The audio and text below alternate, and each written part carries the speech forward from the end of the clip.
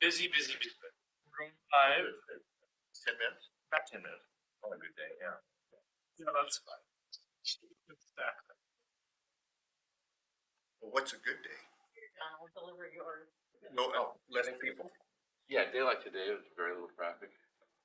I Well, you just come down that, okay. And then the 15th. Oh, okay. There's a lot of oncoming traffic. Right now. Oh, Fair level of sacrifice. over on Main Street? Well, That's, they're.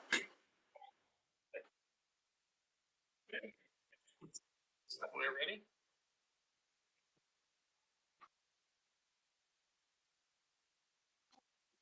All right. Order. The City of Plymouth Planning Commission. Can we have a roll call? Again, John Barlow. Here. Dan Hunsaker. Here. Timothy Miller. Here. Darlene Rose. Here. And Ruth Kazi from City Council. Here. Chair Gary Connor. Here. Got Haley Green and Josiah Dustin are excused. Josiah said he might try to join us virtually, but I don't see him yet. Okay. So our first item of business is the approval of minutes from May 6th.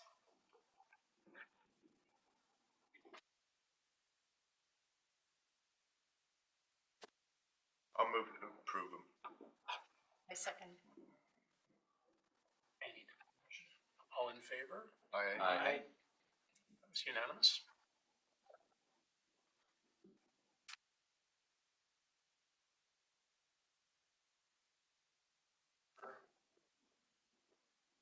Single item of business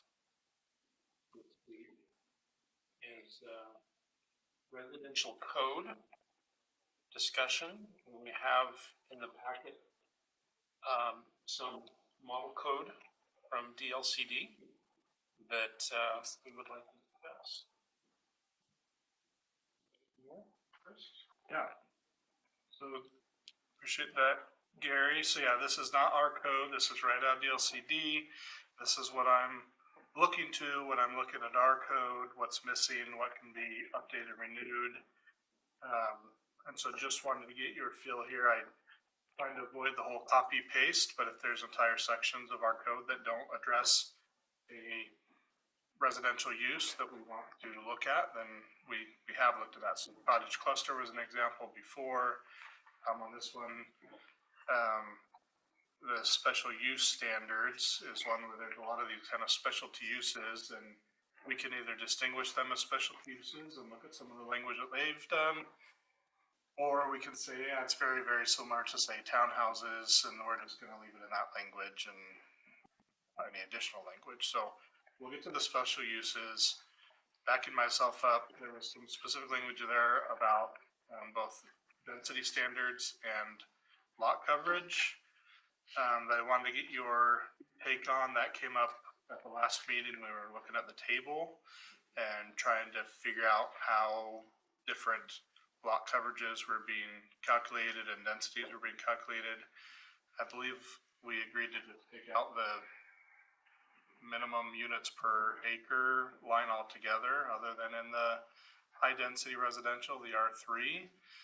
This gives a formula to try to calculate what that minimum density standard should be as an alternative. So I just wanted to provide that to you, give you an opportunity to read through it, and then see if you like this or if you like where we ended the last meeting, which was just not being as concerned about a minimum density standard other than for that R3 zone. So a little bit of reading for you to get through, but just happy to get your input on that one.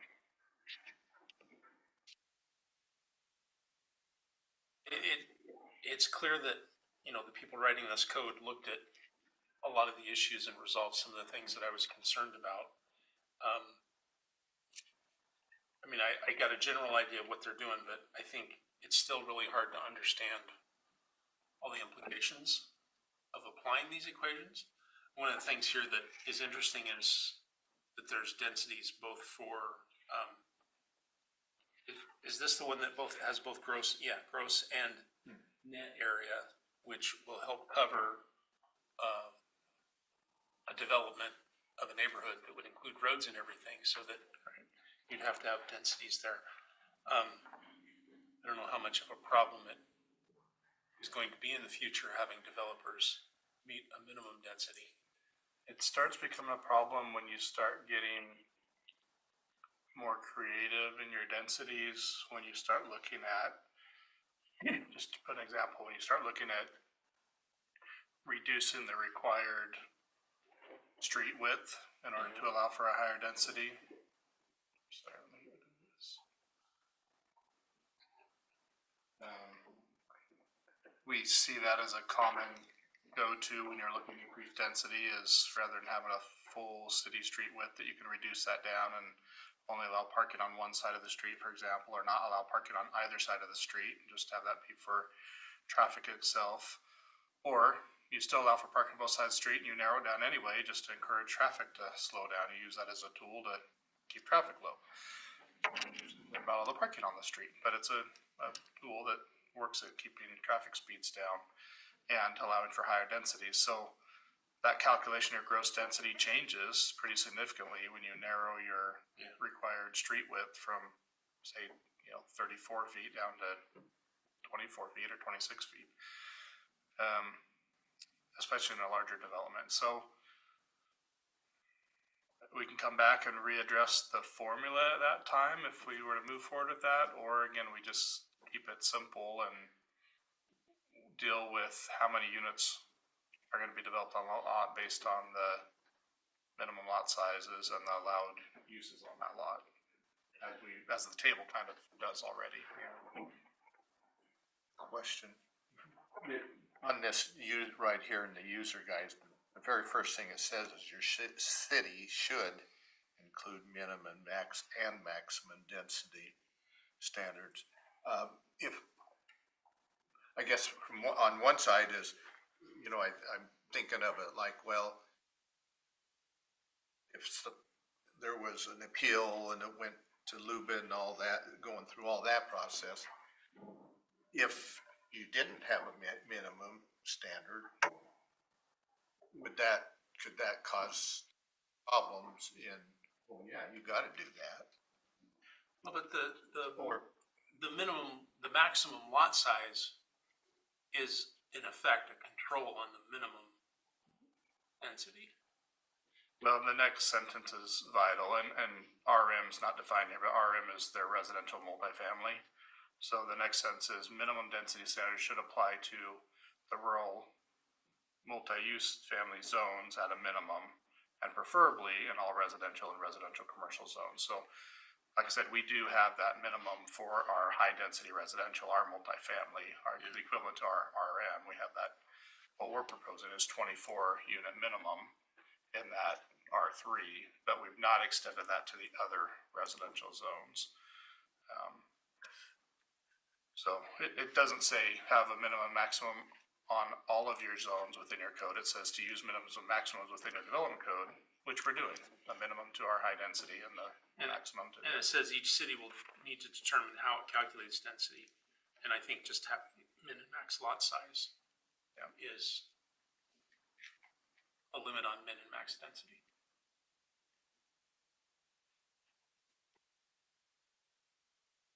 Oh, I see how you're looking at it. Okay.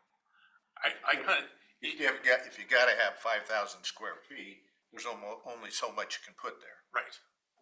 And if you're limited to 10,000, There's only so much you can put there. yeah, Okay. there's only so few. Yeah, you can put there. yeah, that's a good But, point. I mean, I don't know how hard that is to figure all that.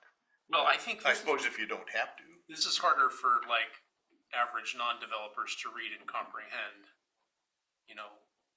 They own a lot, and if we say the lot has to be between these limits, then they know right away whether they can build a house on it or cut it in half and build two.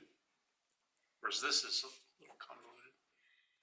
I also like that within our table, we're allowing for, like in the R2 specifically, we're allowing for different building types, and those different dwelling types have different size lots. So we're in essence doing this, we're just doing it by saying, it's defined by what you're gonna build, and what you're gonna build is gonna define the width and the length and the total lot size that you have.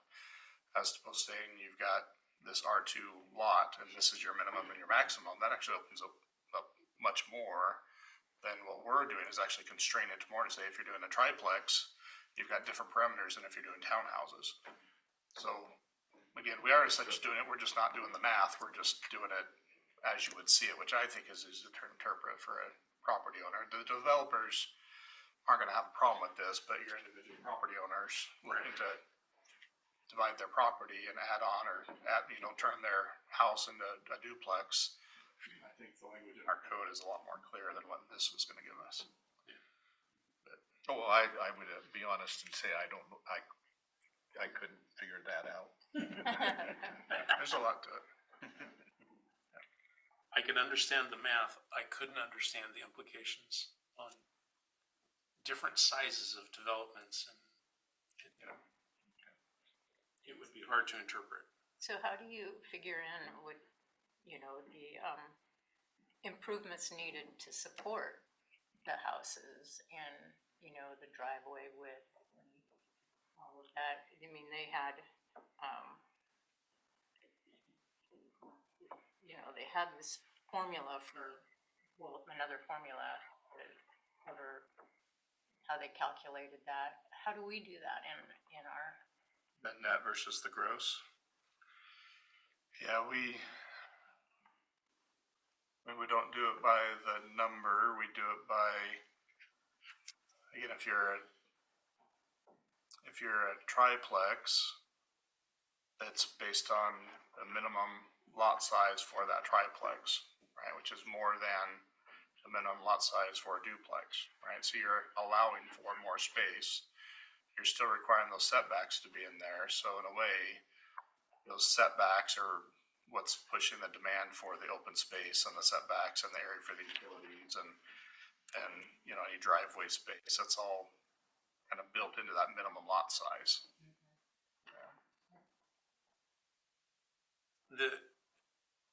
I kind of feel like we don't really need any of this stuff, but I was intrigued by C down below, where there's an exception that if somebody has a large lot, they can build a house on it, provided it's situated such that it could be partitioned into a lot that fit our requirements so that they could develop it in the future. Yeah, we have similar language in our code now. Do we? I don't know that it's here in our code. I think it's elsewhere in the code. Okay. So I actually did make a note of that to go through and see where that language is. Sometimes they're called a shadow plot. Yeah. There's other names for it, but we've required this of developments since I've been here. We've always required that, so I know it's in the code somewhere. We've done it recently up off of North 10th and Pippa. You may have answered my question, but when you say the shadow plot, because I was thinking, I had a note about enforceability, and so if someone comes and says, I've got 20,000 square foot lot, I want to put a house on it, you have a template you put over the top and say, okay, if the house is here, then we've got right size lots within that we can develop. Yeah, we have them show us what would this lot look like at full build out, and does the development of that house in the location you want to put it procure or eliminate the ability for future development. Yeah, we want to make sure if it's zoned big enough for, it's a 20,000 square foot lot, it's big enough for, we'll say 4 houses on it. We don't want to put one house right in the middle of it, and then we lose 3 buildable lots inside city limits. So we would have them show us where the shared driveway is going to go, where the lots are going to go, and then they'd be able to build their house in one of the corners. They wouldn't have to develop the other 3. They don't even have to partition the other 3. We just wouldn't let them build the house right in the middle where it would preclude it from being developed in the future. But by being one lot, you could still build a garden shed over there or whatever. If you force them to cut out their house lot when they built the house, but still own the other property, Right. would that preclude them from doing anything on the other property? Or I guess what's the reason? Why wouldn't we just force them to go ahead and It carve would it off? preclude them from building Yeah, any structures for building permits, we wouldn't allow to be on the separate lots. It would have to be contained within their, Yeah. you know, up to 10,500 square, up to their 10,000 square foot lot. Well, somebody may not have any, even any interest in doing that. But, 20 years from now, it might get sold and somebody would want to do that. Well, it probably affects their taxes too. One big lot was. Well, probably it would. taxes, then- It probably would be cheaper.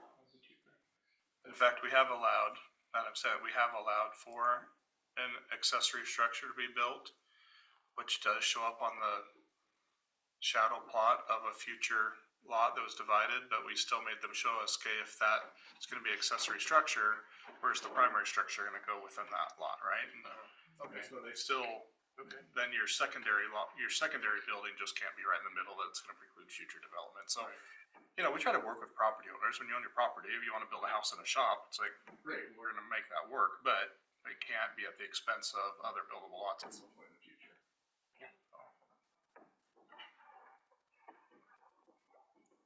And again, we're not gonna make them, it's not to the 5,000, it would be to the 10,000 square foot lot, right? So we do try to work with property owners on what they're trying to do. So maybe the only thing needed there is a reference to Yeah. wherever it says. Well, and again, I know we have this language somewhere, I'll just make sure that we've got it in there, but I don't think it's in the density standard section. Okay. I think it's in the partitions.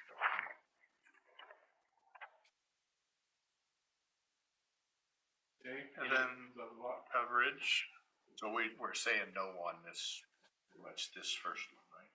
Unless somebody has anything from there they think ought to be part of our code. We skipped duplexes. We wanted, which one, the one above? yeah. I mean, obviously, everything that's in parentheses or such, we would still have to fill in those numbers. Yeah. It's just if you're doing a subdivision and you intend to put a duplex in the subdivision, you need to indicate that that lot is a duplex, not a single family. So you're not approving what you think is a 20 unit, or I'll use real numbers, what you think is a 40 unit subdivision, it ends up being an 80 unit townhome subdivision. Because you didn't indicate on there that they were duplexes and not single family units, right? So that's all that B is saying, is indicate whether there's duplexes or triplexes on your plot, which we require. Residential care homes, again, that we cover as well. We'll say minimum, maximum housing densities. We're multiplying the total parcel or lot area by the applicable density standard. So basically, you just have to do the math that we already have in our table. Yep.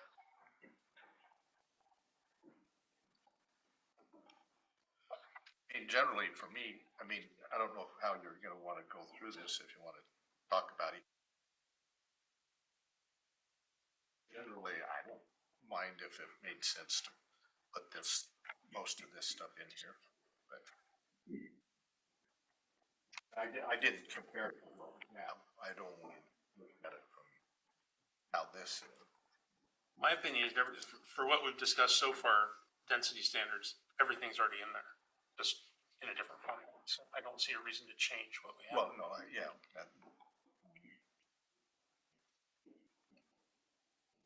Okay.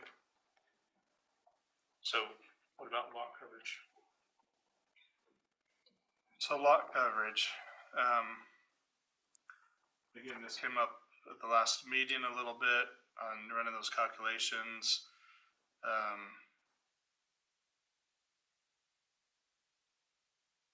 There's, A is a little bit less, I mean, that's just about grade and what's there, and we're all good there, it's 3 foot in or out, so that's fine.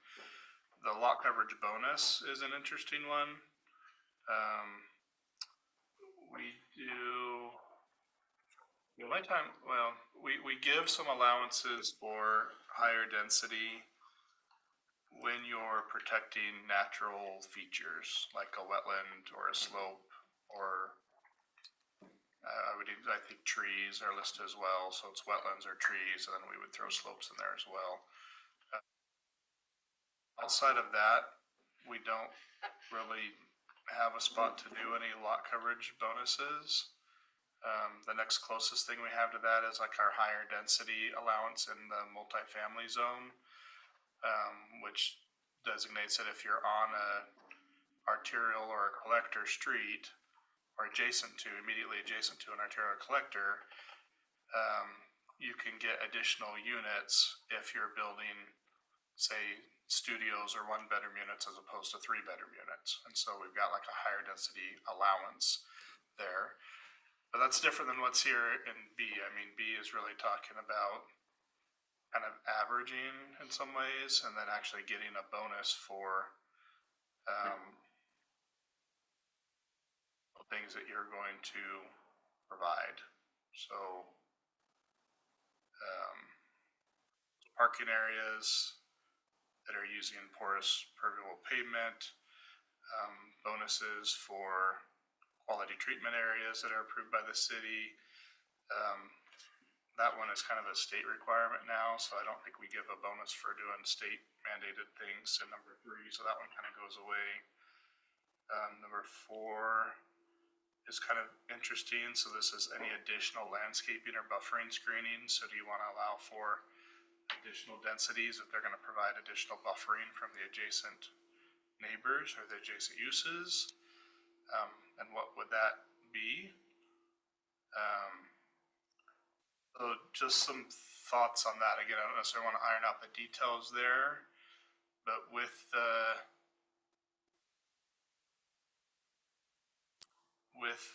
land use table that we looked at last time, is the commission interested in allowing for even more density within the R1, R2?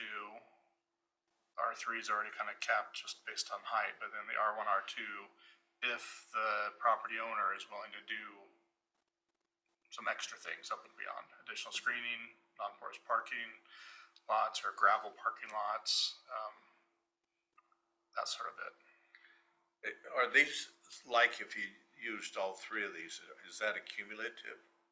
So, I mean, you could get a 1.5 square foot per square foot? Or is it kind of one or the other, or? I don't know, doesn't really say. It doesn't say it. Well, because, I mean, that, in my mind, that would make a difference, but, I mean, I can see where they're looking, okay, so the first one, having a parking structure, that means, oh, we can have narrower streets, okay? Because you won't park on the street. You can, the parking area that's permeable paving material like they have over the shoe store. Well, that, it's, the water can go in and into the ground like we probably want it to do. And then the water treatment or quality treatment, probably that's always a good thing so we don't get the runoff. So, I mean, they're all good reasons, could be, for allowing something. But I guess generally, again, I probably figuring out how much more they would get out of that, or in terms of lot coverage.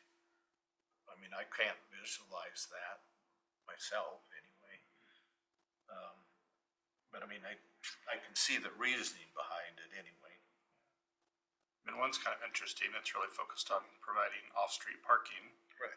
Under your structure or above your structure. Public parking is expensive to provide.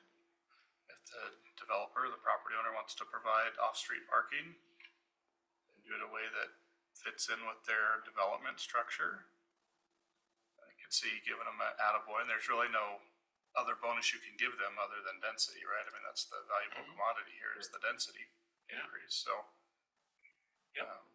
And that would help pay for the parking structure. And it's directly offset by, increase number of units, but then you're gonna provide parking for those additional units as well, and then some, right? So, Would it make sense to provide some kind of a an increase in density for affordable housing, or is that provided elsewhere? It's not provided elsewhere. It's definitely something else we could add in there.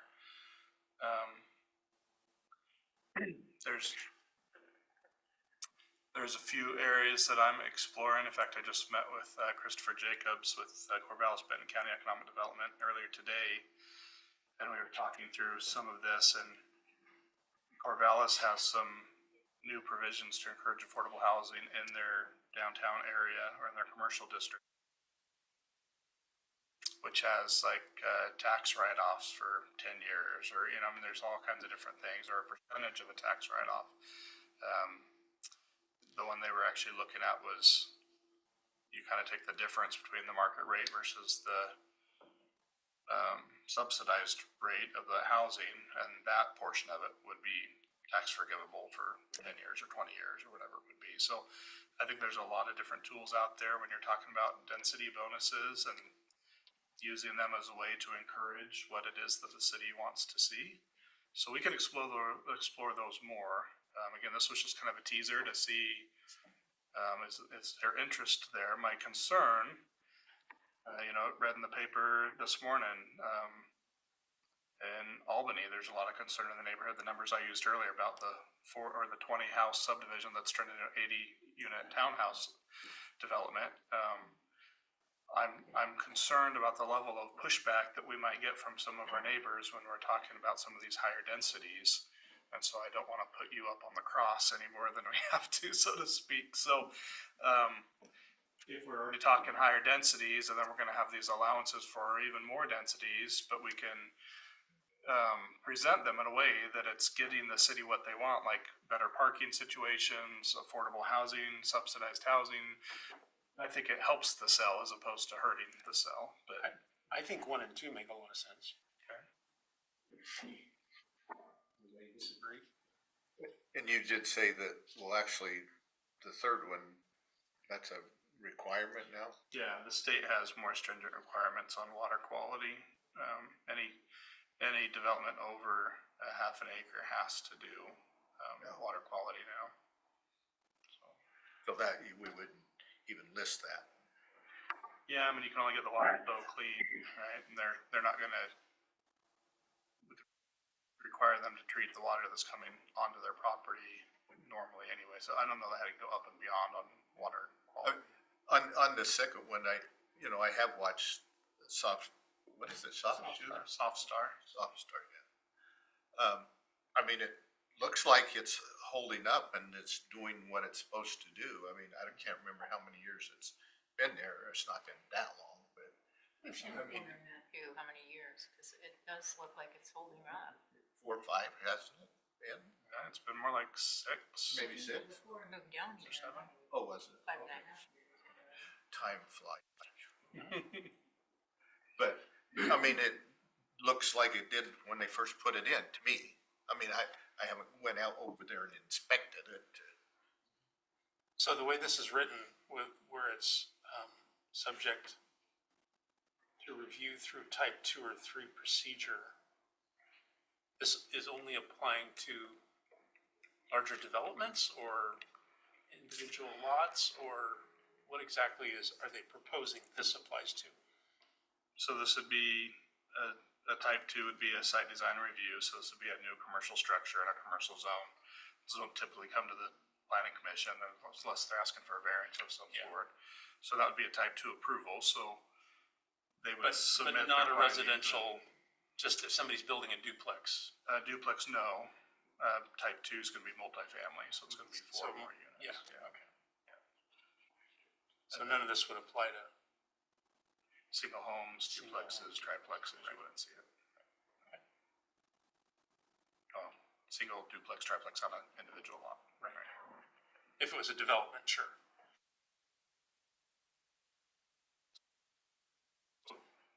I can do a little bit more research on affordable housing and how that could play in as well.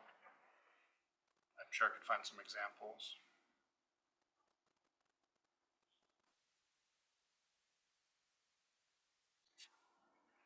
Cool. Any others come to mind other than the affordable housing?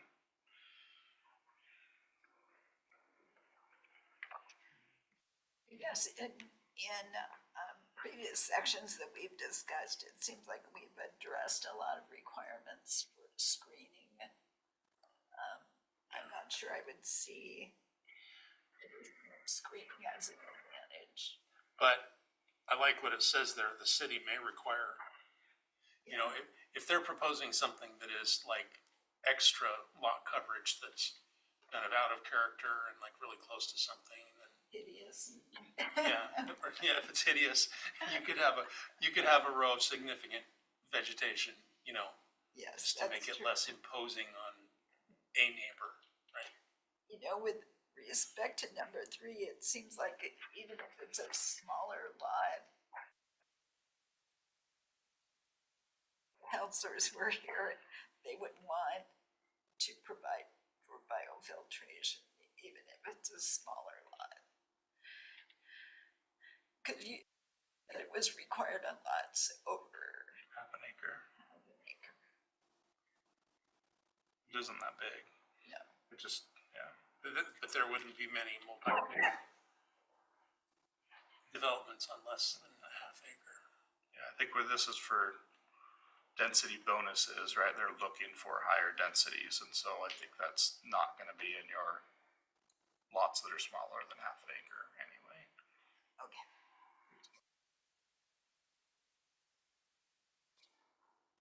Any other comments on lot coverage? The model code table to, you know, whatever it is, 2040D. Can we get a copy of that table? Because I'd be curious to see what some of the density percents are, because I was just searching around online and found the city of Molinas, and we're proposing a little bit higher. It's not substantially higher, but it is higher than what at least is currently in Molina's code. But I haven't been able to search the internet and pull up the DLCD table. It's not coming up. I tried to Where's do that. Molina? Molina is, am I pronouncing it right? Yeah, it's out near Happy Valley, between Happy Valley and Lino, maybe? and not Angel, about halfway in between. Molalla? Malala, maybe I'm pronouncing it wrong. Malala, I'm sorry. I don't pronounce Indian names well. So Malala. But I mean, that's just the one I pulled up on the internet, sitting here. But it'd be interesting to see that table. And because, you know, we're talking about exceptions or how we want to address it, but I'd really like to see what the model table is as a starting point and looking at where we're at in reference to that. And you were thinking with Malala, where we have higher lot, Well, in our last cut that we went through, we're higher. I mean, I'm not substantially higher. We're at 75% for R1. They're at 60. Okay, it's not like you know, they're at 40 and we're at 75. No, but I mean, it's still 20%, 25%, 20% difference. So I'd be, you know, really curious to look at that, because I think one of the biggest things, if I was laying out as a developer, isn't just by minimum lot. It's how big a building I want to stick on there, and I don't want to go to McMansion. And that's exactly what's happened in some jurisdictions. I don't expect it to happen here, but I don't want to make it so that you can put up a 4,000 square foot building on a 6,000 square foot lot and get away with it. right, yeah. And it's the lot coverage that precludes you from doing that, plus the height of the building. So if you pull in the envelope of area they can build in, then you're not gonna get the 4,000 square foot on a 6,000 square foot lot. You may get a 3,000 square foot. Right. Or whatever it is. I'm throwing numbers in the air, but that's really what I'm trying to understand.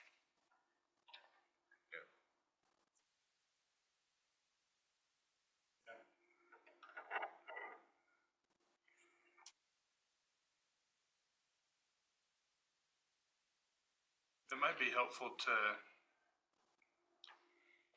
visually to pull a few examples of lot coverage and just look through those together. Yeah, that would be good. That would be good. Cause yeah. there's a range there, right? I mean, you don't wanna get too far on the other, you don't wanna get too far on either side, right? You definitely don't want, within the residential development, you definitely don't wanna be wall to wall, back to front, just solid buildings, right?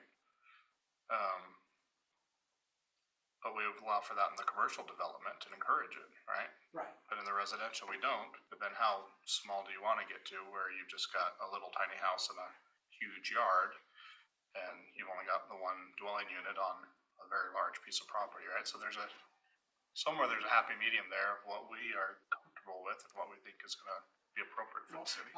I think the challenge of a smaller building on a piece of property is less of an issue than pushing it all the way to the limits.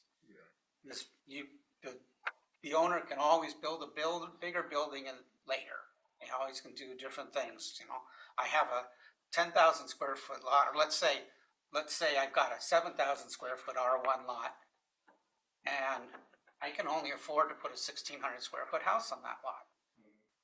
I'm not gonna force, and I wanna do it 2-story because it's more economical for me to do a 2-story house than it is a 1-story house. So now I got an 800 square foot footprint sitting on a 7,000 square foot lot. I don't think I want to preclude the owner from doing that because I have open space.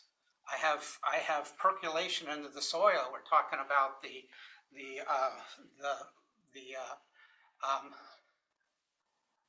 material that's used at Softstar. We want, there's this environmental thing of the amount of water that the site sees. How much water does it allow to percolate into the soil? Well, if I built a McMansion and I push it as far as I can go, because my percentage of lot coverage is way up there, then I'm causing some problems there as well. So everything's give and take. So as I say, I'm not that worried about the guy that's gonna put an 800 or 1,000 square foot footprint on a 7,000 square foot lot. I'm worried about the guy that's gonna put a 6,000 square foot or a 5,000 square foot footprint on a 7,000 square foot lot. That's really what I'm saying. I don't know when Corvallis went to side yard setbacks of 5 feet, but the first I ever remember was probably 20 years ago, 15, 20 years ago on 35th across the street from that school. I can't remember the name of the school, but that was the first I ever saw. There might have been others. And I was shocked how close they looked. I mean, so, because there was only 10 feet between them, and I'm sure that's all there was. Yeah, but Now it doesn't look so bad. Yeah, and that's what I was. And in an urban environment, 10 feet between buildings, a 5-foot setback, Well, isn't unusual. In a beach community, sometimes goes down to 4 feet, depending on what it is. So in this environment, but as I say, I've come out of an area that people have certain groups like to build very, very, very large homes. And there's 2 or 3 people or 4 people living in it. And they've built out to as far as they can. Oh, no, I understand that. And it's more common, it hasn't happened here, but it's more common than you would think. Yeah, no, I agree with you. I was just commenting that back then, I thought it was, way too close, but to me, now kind of, once you get used to it, okay, it's all right. Changes it from a more rural feeling to a more urban feel. Certainly. I mean, and are we at the 5 too? What we came up with? Yeah. Well, we've been at 5 for For a while. a long time. Okay. So back to your original request, I was quickly going to the LCD website and I thought I found the location of the model code and it sent me in a kind of a loop, so could you send out the link So to you the wishing model me good code? luck? Is that what you're saying? Or whatever the model Yeah. that's included in the DLCD. Yeah, I'm sure it's there somewhere, but Yeah. So, and Commissioner Milata, I totally get the point. Again, I think when we'll get back, I mean, I will look for some examples of this is what, 30% lot coverage looks like, this is what 50% looks like, this is what 80% lot coverage looks like, and kind of get a feel for that in residential neighborhoods. That shouldn't be too hard, because I do think that the other side of the spectrum from the extreme you're given, where you're gonna maximize that house on that little lot, is the other side where you've got a little tiny house on that same lot. Well, that lot could have accommodated 2 additional dwelling units, and it didn't, because it's all yard. Well, that's 2 more units of people that aren't living in town inside city limits, and so when they need those 2 lots, what are we gonna do? We're gonna expand the urban growth boundary, and where's the urban growth boundary gonna go? It's gonna go out into our farmland, and our wetlands, and our forest lands, and what could have been 3 lots in town with a little bit smaller yard is now 1 lot in town and 2 lots on an expanded urban growth boundary that had a much bigger impact on our environment. More dense development within the urban growth boundary. And I recognize that. That's why the example I used was a 7,000 square foot lot, not a 12,000 square foot lot. Right. Because 7,000, we can't do a 3,500 square foot lot in an R1. Right. That was the reason for that particular. That's a good example. So we'll take a look at that range and see where it's at, because we are not a beach community, right? We're not fighting over beach frontage where we need to be like this. But infrastructure costs are real. Street, water, sewer, and the more homes that you can get on that street, the more you get to divide those street costs into those lots, right? And so we are seeing housing developments go from horizontal to vertical because of that reason. It's just to cover those infrastructure expenses. And so we want to make sure our code's not disallowing that, disincentivizing development. And I think it would be good for us to reach a good, whatever consensus we can, and a solid understanding of it by the time we go to public meetings and be able to discuss it with people. But it's going to be more dense. I mean, to Van's point earlier, I mean, it will be more dense than what we're used to seeing. 15th Street is much more dense than any other development that we've seen in town outside of the duplex or a few of the townhomes. And those duplexes, townhomes are very separated out, right? They're not all in one spot. So, but that's what we're seeing more and more of. When you look at newer developments, you're not getting those big 100-foot frontages anymore. Just not out there. Other than if you go up in the hills, and that's a different style of development. We ready to move on to special uses? We are. So, not townhomes. Where are you seeing townhomes? Oh, that's, how come that's part of lot coverage? Oh, I zipped it together.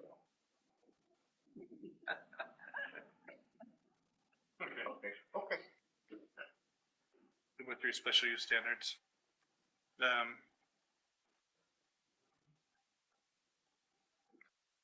Can I make a general comment? Yeah. When I went through this, I was very much impressed because it was nice to see that there's a lot of effort put in to a standard and a lot of thought, and I can see that in here. And as a result, I myself have I don't have any more comments at all with this. I'm just gonna state that, but, I like the approach, I like the way it's worded, and it did answer a lot of questions for me. So I appreciate the effort. A little additional description of what a microgeneration facility is. I saw that it's a small scale generation of electricity from renewable resources. So it's just somebody that has like solar array that's coming out and all that. Okay. That was my impression. Yeah, or a wind turbine maybe that doesn't violate any other regulations. You've got a creek going by that you've got a little turbine on. That doesn't violate any other state.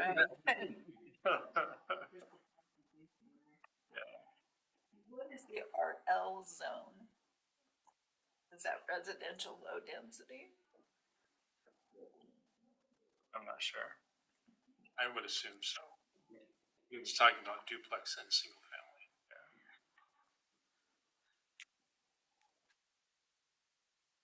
I think there's some things, so just to go through these one at a time. I think there's some good things in here, on duplexes that would help, you know, talking about not having blank faces against the street and, on the corner lot, having different streets. Have we talked about that?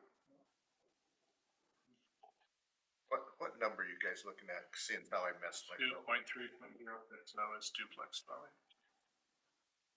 Oh. 2.34. Oh, that's 2.0.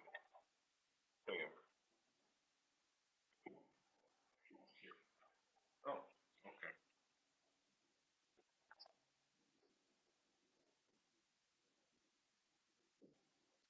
They do, you could probably duplicate it. I mean, I'm looking at like number 3, where you can't have a blank wall facing the street. Well, we don't allow for that, whether it's a house or a duplex, so. Yeah. I don't know, we need to call it out and say, if it's a duplex, you can't do this, and well, if it's a house, it can't do it, so. With the corner lot, we didn't. We don't require that. Any front that's facing a street is a front, so. But this says a duplex on a corner lot. If there's 2 garages, They have to be on different streets. on different streets. Right, yeah, that one's fine. I'm But looking at that's number, not currently in our code, is it? no. That would be- That's what staff had put out there as what we'd like to do. Oh, we already discussed that? Yeah, it's been, It Yeah, looks I think nice. It was a clawback from the concession that the state has now ruled that we have to put duplexes in our R1. Okay. So I said, but we could require that they take their access from separate streets. if I it's guess on I our- remember that now. There's, I guess you'd call it a duplex because they're attached on 26th Street. Behind the, 26th and Newton. yeah. Yeah. It really looks nice Yeah, it's a good example. behind the feed store. Mm-hmm. Yeah.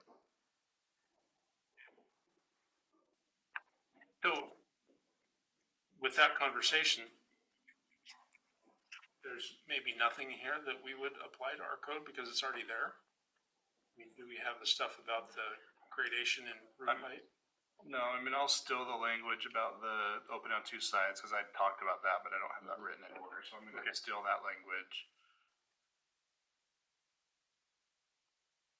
I don't know that I'm that excited about number 1.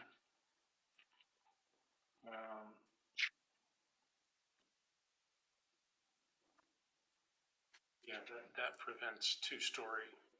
Yeah, I mean, so if you've got a single family or a single unit dwelling and a single unit dwelling and a vacant lot, you can't put a 2-story dwelling on it if it's a duplex. But you could put a 2-story single family on it. Yeah. But you can't put a 2-story. Yeah. To me, that seems overly restrictive. I agree. So, number 1, I think we can incorporate 2. Number 3 is already there, but I'll just double check that language, but I think 3 is repetitive. Number 4 is new language as well. We don't really have anything that talks about We don't really have any roof standards for forms residential on residentials. architecture, right? We do for multifamily, so we have some architectural Yeah. standards, but it's specific to Right. multifamily. But not for No. single and duplex. Frankly, I'm not that interested in regulating roof pitches and all that in the residential. It's kind of excessively controlling. Until that one guy just wants to build some really weird thing that. That's true. Put a dome on his and all the neighbors are gonna object to his dome roof. But it has grades. That's a good point. Don't, up on Nabiak Hill on the other side, there's a roundhouse up there that is that place. Not anymore, it burned down. The bird. It did. Yeah, it's been It's been gone for a while and Oh, really? tired of the round walls. party house when I was in high school. It was a rental and it was a group of guys that rented it. Yeah. I never stepped in, so, you know, that's all I know about it. That's what you heard about it. Rumor was.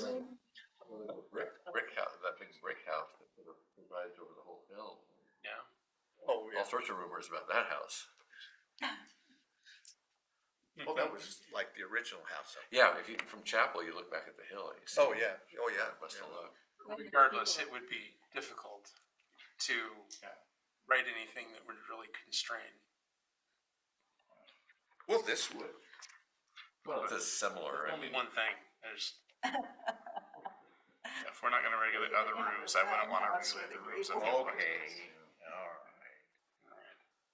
Then townhomes attached, single family, and again, we're using the term single unit as opposed to single family, but.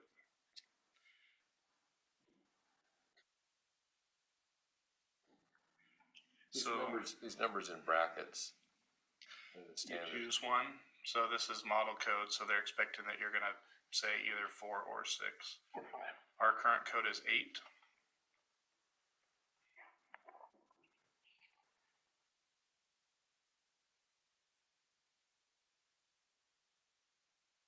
And I think it's the I don't think it's 120 feet currently, so our code currently says no more than 8 consistently attached, and it can't be more than 120 feet.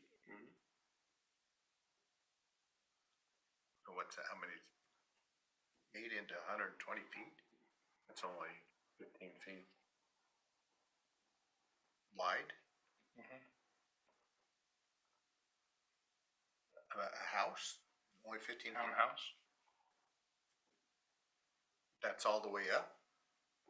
So it must be deep? it's kind of what is proposed for the future stuff like Mill Pond, right? I think they're, let's say, more like 16 feet wide. Wow. Guess I don't know I wouldn't want a townhome. I lived in one that was 20 feet wide in Portland, and it was great. Well, that doesn't sound too bad, but There's some relatively new ones in, down just east of campus, OSU. How wide do you think those are? I don't know, but they're not very wide. No, they're not. They're very attractive though. They are, yeah.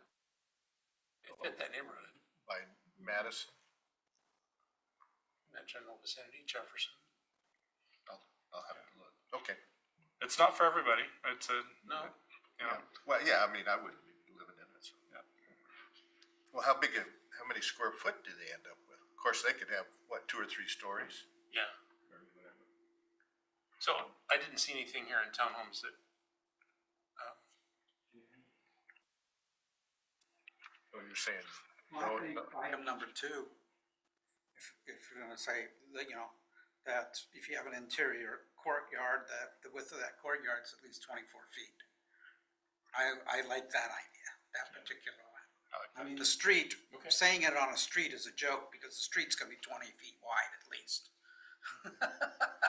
yeah, But I would argue that if it's an interior courtyard. it needs to be 24 feet. And that's, yeah, we don't have anything about that, right? yeah, I think the 24 feet specific to the interior courtyard, not. yeah, right. Is that how it's read?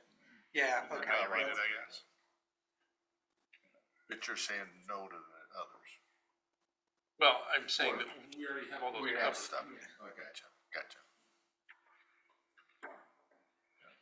Okay, sure. Number 2.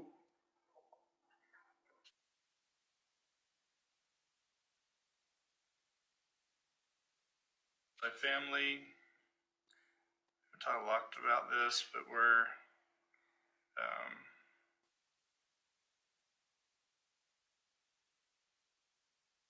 run the calculations for our open space and see what the requirement is there. Talking about the common open space. Common open space, yeah, I'm not sure what our current one is now. I'd have to look at what that is.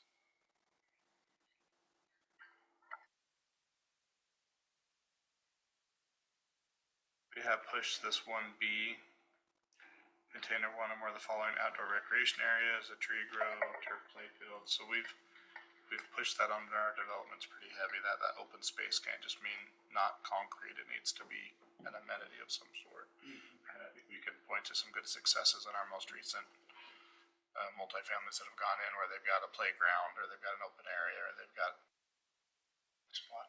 dog park and an open area. Yeah, on Boulevard, I think they did a nice job of creating some nice outdoor areas for folks without making it feel like a frat room. I think they did a nice job there.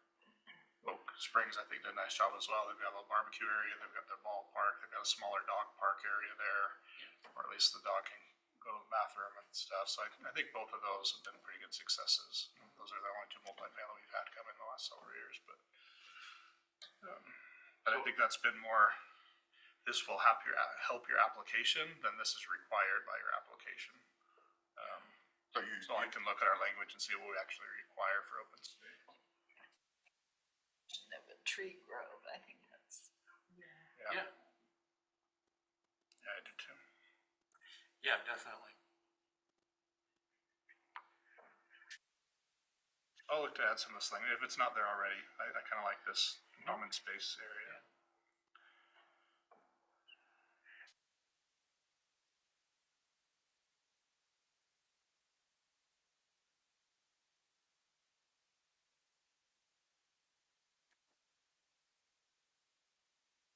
I'm not familiar enough with our private open space, I'll have to look at that one. A question I had was, you know, this is in special use standards. Why would this be special use? Wouldn't this be in all family development? It's an all multifamily, but it's specific to multifamily, and so they're doing provisions here that you're not gonna find in just your regular residential standards. It's just special use. It's special to multifamily.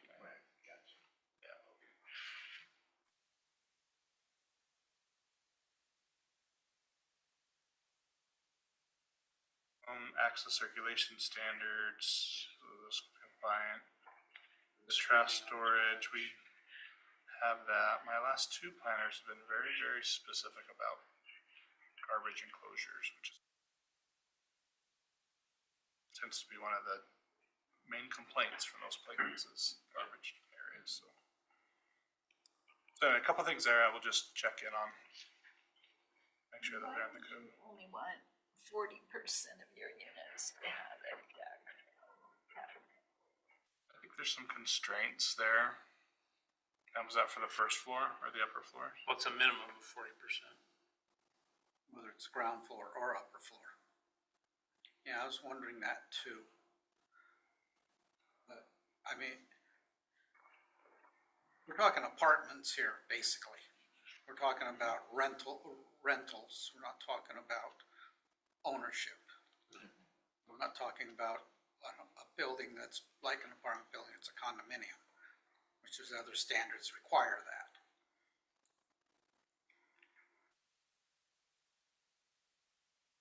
.48 square feet, That's not See, very but- big. 6x8. Yeah. Put your grill, So It increases It's about- your grill in your cat box. it makes it a nicer place to live in, and it makes it a nicer place to be around because it's not just a blank. Well, I'm wondering why we don't make it 100%. well, that's why I think that was the question. I think that's what Commissioner Crosby's, Councilwoman Crosby's statement is. Yeah, Why don't we make it 100%? There may be constraints, and I the ones that don't have them would be probably a lower rent. if Yeah, it and was with that's that. I think it helps the affordability to not require 100%. I can understand that.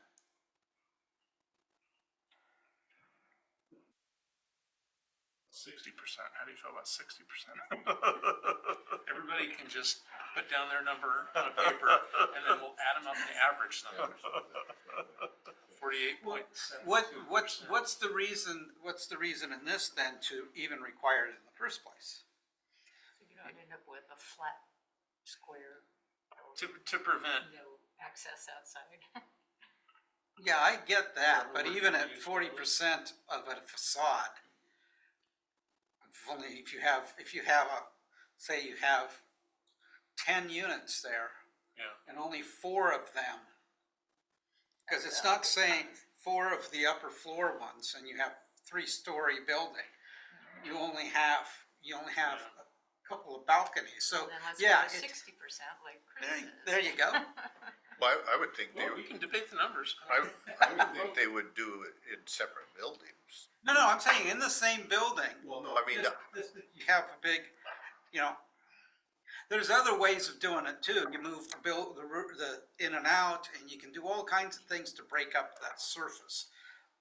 You know, as an amenity, I see a balcony as being or a ground floor space as being a major amenity. And we're not talking a lot of square footage either. We're talking 48 square feet, as you say, 6 by 8. And there are plenty of apartment developments that have 100%. Yeah, isn't the one as we come into town, aren't those 100%? at least on along the highway. Yeah. I think all of the boulevard, I think all of them have back patio, first floor and upper. Yeah. I'm trying to think of an example where you'd have a water feature or a forest land or something that would preclude that, but you really don't, because most of the time they hang underneath the balcony Yeah. up above, you know? Right. So I was trying to think of any constraints where they don't provide that, because you got a fence there, you got something else there, but I think in any case, you've got some space, so. Anyway, I'll look at what our current numbers are, and I'll put something in there, we can talk about it then. Yeah, 100%. I won't go over 70. Where You can outvote me. where are you gonna put your bike? People just want a place to sleep, Oh, and they're want to spend as little money as possible. yeah, okay, well then let's make it. And some people absolutely have to have a place for their deck chairs. Yeah. Some of each. Is there anything in this next section going from commercial that already included? Well, number one, caveat, that it's unless otherwise mandated by state law. There's some new state laws that say if it's subsidized affordable housing, the city cannot forbid it from residing in the first floor of a commercial district.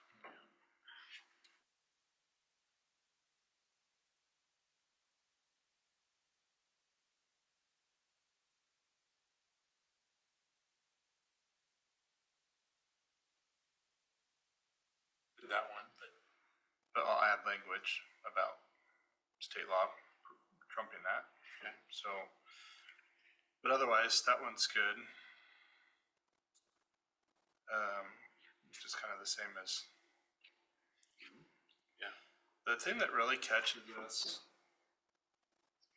I'm looking at 3 and not see. The thing that really catches us is when you have a pre-existing non-conforming residential use in the commercial zone. And it catches on fire and they want to build a new garage. Or they want to partition the lot and example, they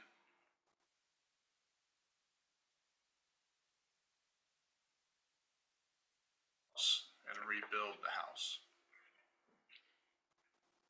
Let's take that example. So you're in the commercial, say you're right downtown, you're on Main Street, residential house. House comes up for sale, it's in disrepair, so it's a bargain deal at $600,000. Somebody decides they want to come in, buy that property, demo the house, and build a single family home there, because our code says within 6 months they can rebuild. 6 months from a disaster, is it not? 6 months from the date that it's destroyed. It does not say disaster. So thereby you are defining, bringing a digger in and knocking it down is destroyed. Yes. Not demolition, I but believe that destroyed. we've introduced code language already. I think when Pat was here, we talked about some code language to change that, to make it so that demolition did not count as.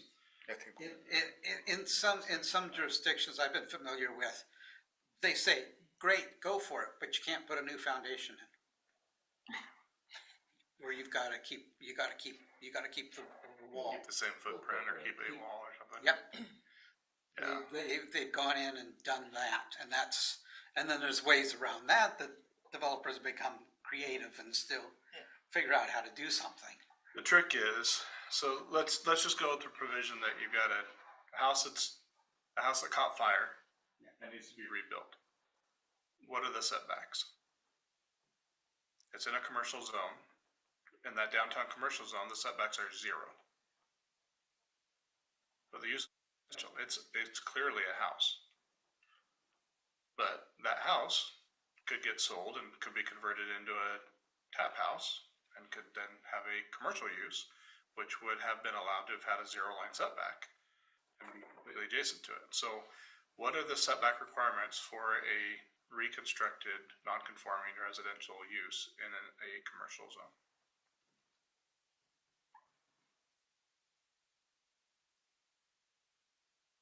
Is this a quiz? There, whatever we It's a, say we it's want a them policy. to be. Yeah, the code rewrite. So what do we want it to be? So in the past, I have defaulted to, it's a commercial zone, and the commercial zoning is what applies. So if you wanna put a residential building right next to that property line, then you can. Because the use could change. It's the structure that's gonna stay the same. But if we're going to allow that, then guess what? You also get to build it to commercial code standards, which means you're gonna have architectural standards for commercial buildings applied to that structure that you're going to build.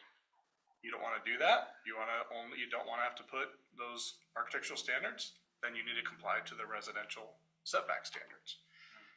But it's not in our code. I've just flexed and tried to find a way, and we've usually settled and found an agreement that kind of works for them and works for us. So this has occurred. It repeatedly reoccurs. It occurs time and time again, yes. It's happened many times. Quite a few houses between. Probably at least a dozen times in my 10 years, so that averages to more than once a year. We have a house or a garage or something that gets destroyed and needs to be rebuilt. And the question is, because our current code allows you to tear it down and rebuild, and so it's not just been fires and floods and whatever, it's been also demolitions. My house has been demolished, I need to rebuild it. What are my setback requirements? Is it gonna be residential use or commercial use? Is that relevant? It's a structure in a commercial zone. Okay, then build it to commercial architectural standards. Your siding's gotta have 3 different building materials, you gotta have, minimum 20-foot roof, all of these commercial development standards start coming into play. Well, if you fix what you thought we had already did, or had it to change, that you can't just tear it down and do it. It has to be a fire or something like that. But there must be codes out there that allow you to rebuild a residential structure. A lot of codes would not allow you to rebuild it. Yes, if your house is destroyed by fire, you get your insurance and you go buy a different piece of property, or you buy a commercial property, a lot of them will, which works. The difficulty is those homes are hard to get insurance on because they won't insure them, because if they can't get rebuilt, then what are they insuring? Or they won't finance them, because if you finance them, you can't rebuild. So those end up being cash deals. Hold your breath. Those end up being cash sales or investment sales, and they end up going to investment properties or commercial properties, and they get converted from residential to commercial use, which is kind of what you want in your commercial zone. Exactly. So it encourages that. The other way, our current code essentially allows for the continued non-conforming use of residential in the commercial zones, because we're gonna allow you to rebuild a brand new house that's then gonna be there for the next 50 plus years. Why would you tear down a perfectly good brand new house that just got built 5, 10, 15, 20 years ago? You're not, and so that non-conforming use is gonna relinquish in that downtown area, that commercial zone, maybe indefinitely. So you know, kind of long-term. Could you put enough restraints, like, okay, it can't be sold? In different, I don't know what off the top of my head, but if one would be, you can't sell it if you replace it with the house. But how can you say you can't Well, sell it? I don't know, but that was the first thing that come to my mind, but if you put enough constraints, it's like, well, I guess I will make it commercial. Or Yeah. I'll sell it for commercial and. I mean, Mike, if what occurs to the building is through I'm even to have trouble with these words, especially the legal side, no fault of the owner. Obviously, and what I mean by no fault to the owner, it wasn't consciously decided by the owner he was gonna do this. In other words, he leaves gasoline in a mower and somehow it catches on fire. Okay, chances are that was an accident. And if it was insurance So fraud. it's accidentally destroyed some way or Yeah, another. accidentally destroyed, why can't we let him rebuild exactly what he's got and be done with it? Well, I mean, I like your initial suggestion to say, we could just put it right in the code that when a non-conforming use, if is allowed to be rebuilt, then it's the owner's choice to comply with all of the residential code or all of the commercial. That's an approach too. Yeah, Prevents them from doing something weird either way. yeah, I mean, in some ways, I get how, my planning trainer, Jim Menard, used to call it the grandmother clause, is what he called it. It was, you know, grandma's living in the house, fixed income, catches on fire, grandma needs a place to live. Where's she gonna go? Right. You're gonna let her rebuild her house where she was and let her continue to live there. Well, then 2 years later, grandma passes away. Now you got a 2-year-old house in your downtown area that's not going away anytime soon. And it's probably not going to be converted to commercial either because they built it just the way that grandma wanted it. You know, so like I said, from a land use planning standpoint, you want to try to remove those non-conforming uses as quickly and painlessly as possible. And the best way to do that is to have your code not allow for them to be rebuilt at all. But that creates some hardships. But we make decisions all the time that create hardships for individual property owners that better the overall state of everything.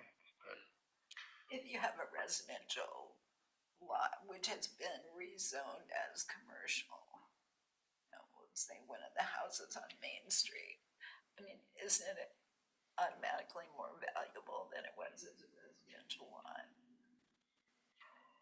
I mean, commercial lots tend to be more valuable than residential lots. Isn't But grandma gonna make yeah. out pretty well if she moves up the hill? They are potentially more valuable, but they're harder to sell. You can have a very valuable commercial property that'll sit there for sale for years. fewer buyers. Yeah. Because you have to demolish what's on it, or. No, just commercial development goes at a different pace, and housing is always is a more fluid commodity. Yeah, that's what I'm trying to say. I like that. I mean, I could get behind. We do have provisions in the code that don't allow you to make your non-conforming use more non-conforming, right? Like you can't add an ADU to a single unit residential that's within the commercial district, because that would make it more non-conforming. You can, however, add a bedroom, right? Adding a bedroom doesn't increase the residential uses. It's still one residential use.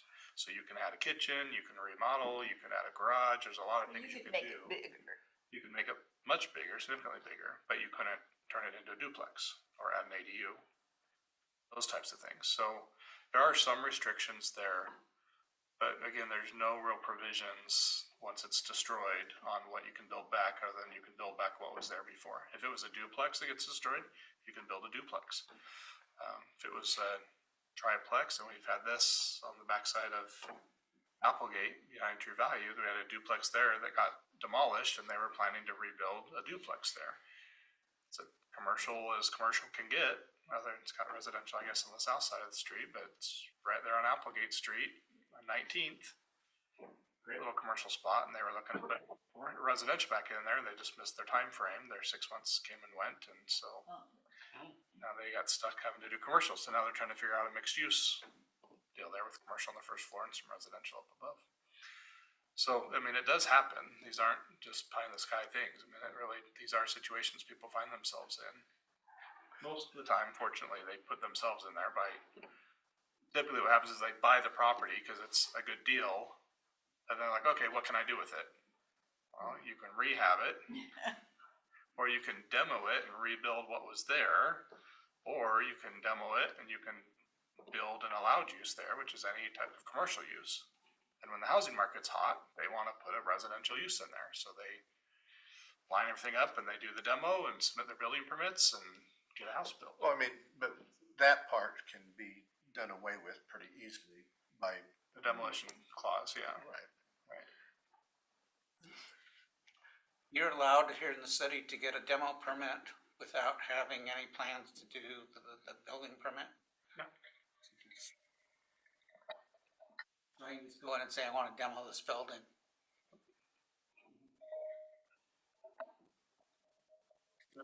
I mean, there's definitely a problem there because I don't know who owns it, so if I comment on somebody you guys know, I'm sorry. But next to the old Citizens building to the east of it, what are they gonna maybe build now? I mean, was a residential house. And apparently they've been allowed to, well, they built a little thing way back. I don't know what that is, but it looks like they're gonna build something else. Or at least, or is that all parking? No, that was gonna be a wine tasting. I mean, but it's just kind of languishing as far as I'm concerned. And it doesn't look commercial, whatever it is. Building in front will be like a wine tasting, is what got approved, is some type of wine tasting room. It'll be a commercial use.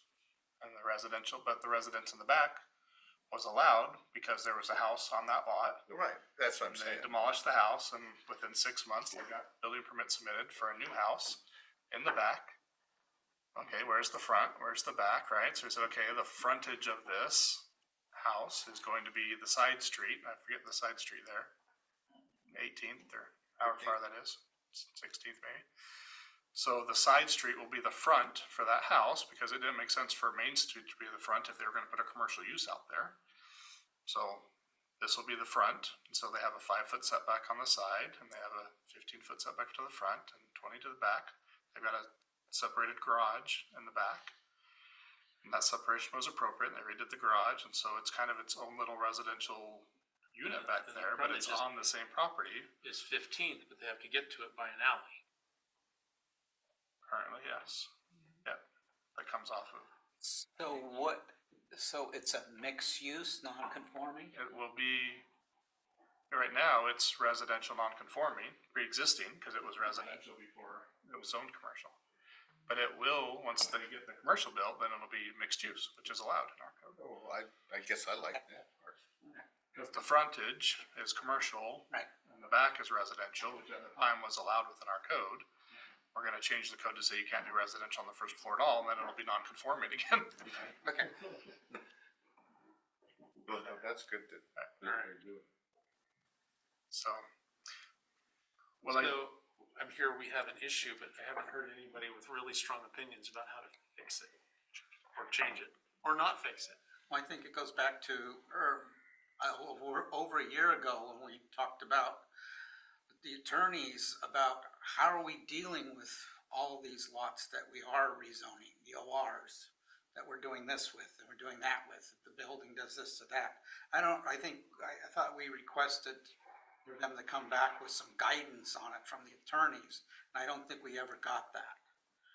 Because that was something that I harped on quite a bit, about a year or so ago. I think the guy, unless you wanted something more specific, the guidance was, we can rezone all that we want to rezone.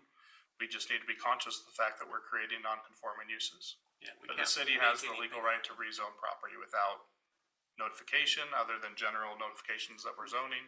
But I think the question back then, and maybe we're answering it here, is that if we had a building that we have a non-conforming use, residence, and it's in a commercial zone, and it's sold, and the new people want to keep it as a residence, you're saying, okay, yeah, you can do anything you want to it, as long as you don't add an ADU, as long as you don't add an additional residence on the property. And you could even do a commercial on the property. You can bring it up to current conforming standards, which would be commercial first floor, residential above, commercial only, or you can replace what was there before, which was a single dwelling unit. Okay. And if you're gonna do the single dwelling unit, it's gotta be within the envelope of what was there before. To your point of keeping the sound foundation. So you can rebuild the house, but you're not gonna triple the size of the house.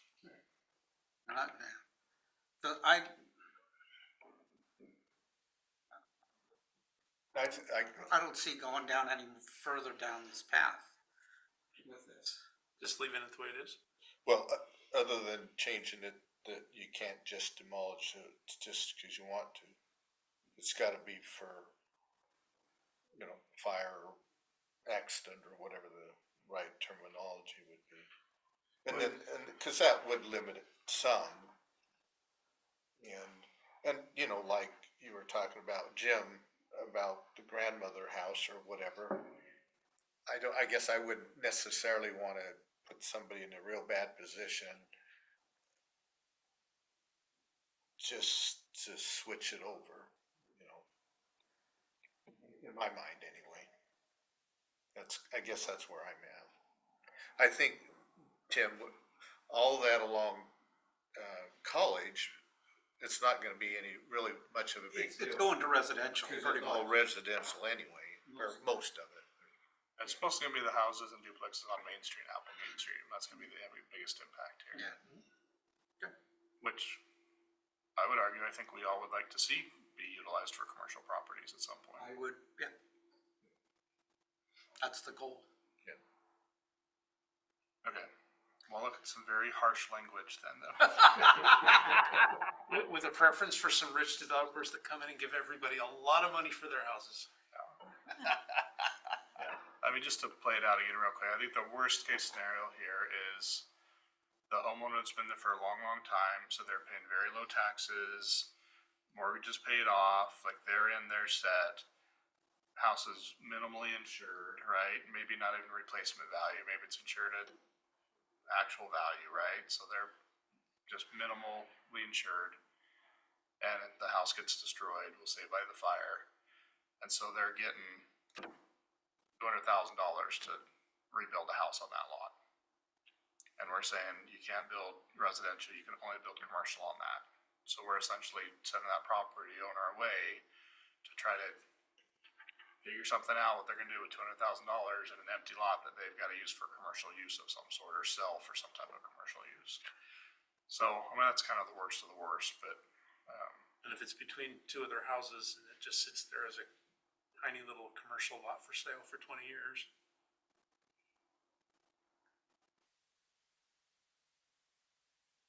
Would you advocate allowing them to rebuild what was there? the moral compass in me says yes in that scenario, but the planner in me says find a way to buy them out or find a different way, you know?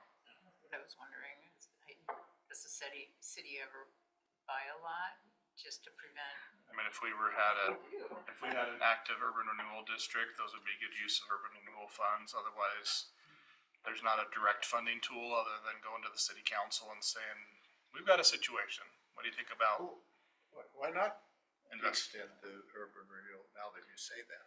That's a whole nother question. Well, I mean, but you're right, that would, We're being That would- turned into an urban environment. well, So why can't we go after urban renewal funds? I mean, that would, Neighborhoods that we would like to see turned into commercial. that would be a way to turn them over to something else. Yeah, I think there's going to be increasing pressure on the city to look at an urban renewal district that's set up for districts. That would be funded by So taxes. Yeah, tax increment financing. in interest in pushing us along, have you heard enough to come up with a proposal for people to throw? At least some Rocks people out. throw darts and rocks. Yeah. We will love it, and the other half will hate it. All of it's, I don't think anybody here is totally one way or the other. It's a mixed bag. All right, family daycare. Excuse me. Rent, so not allowed, that's gotta be in commercial.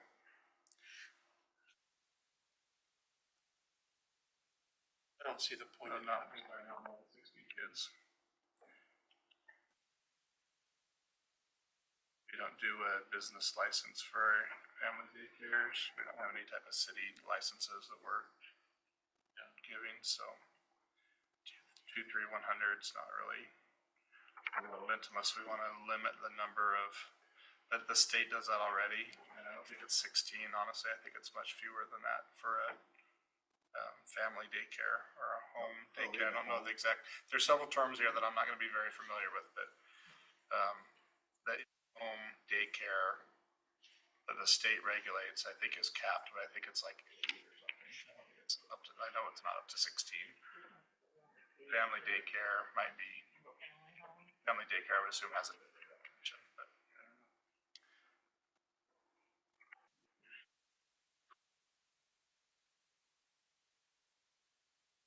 Care facilities. So I'll go through this. I think this is gonna, we have similar language right now. I'll just review our current language and kind of compare it to this and see if there's any jewels in here that I'm seeing, but.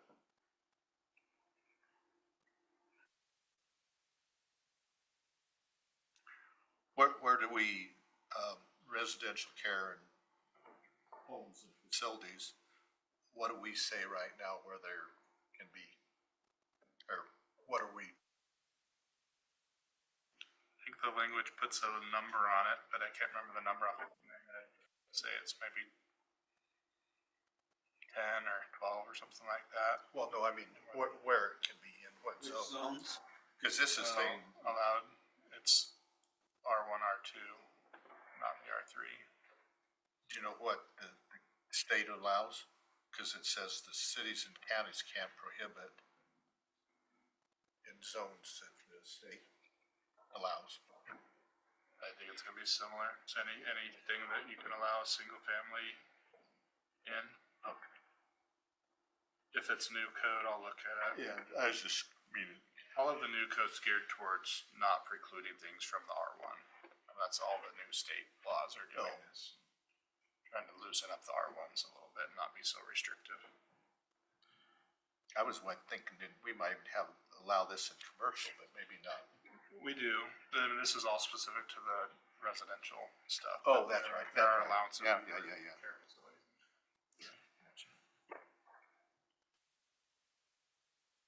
So I think I'm good on these. I mean, again, the provisions, EH, those are gonna be similar to what we already require. Yep.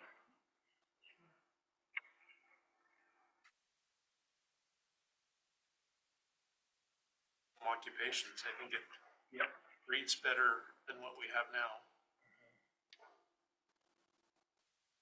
There's a few things to choose, but,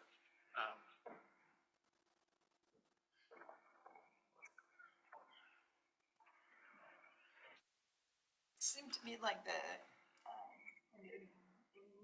item 1A does not give an outward appearance of a business. That seems pretty subjective.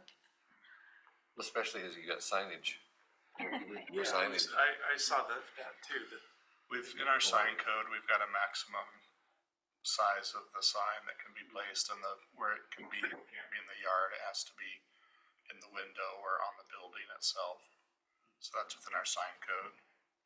I kind of read that like, you're not gonna put on the windows let's say you got windows in the house overlooking the street, and you're not gonna show kids playing or something like that, that's acting as a sign or acting as to bring attention to it. Even though it's not a sign. Yeah.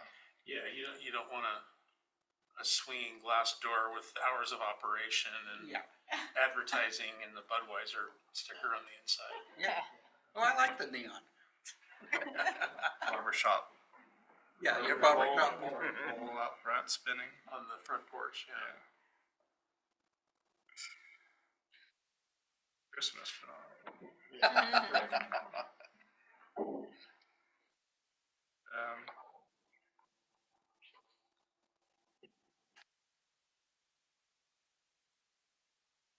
Yeah, there wasn't anything there that I was, Yeah, and I think it's all good to add. There wasn't anything I thought we needed most everything that was there. I think right now we only allow one employee at a time. Yeah, and I was never happy with that because, I you know, remember that. I mean, if you actually have a business, you wanna have, you know, maybe you need a crossover, if you're doing a little catering out of a little commercial kitchen. I think if you're complying with your traffic Right. requirement, you know, Yeah. I could see not having shipping coming and going 10 times a day.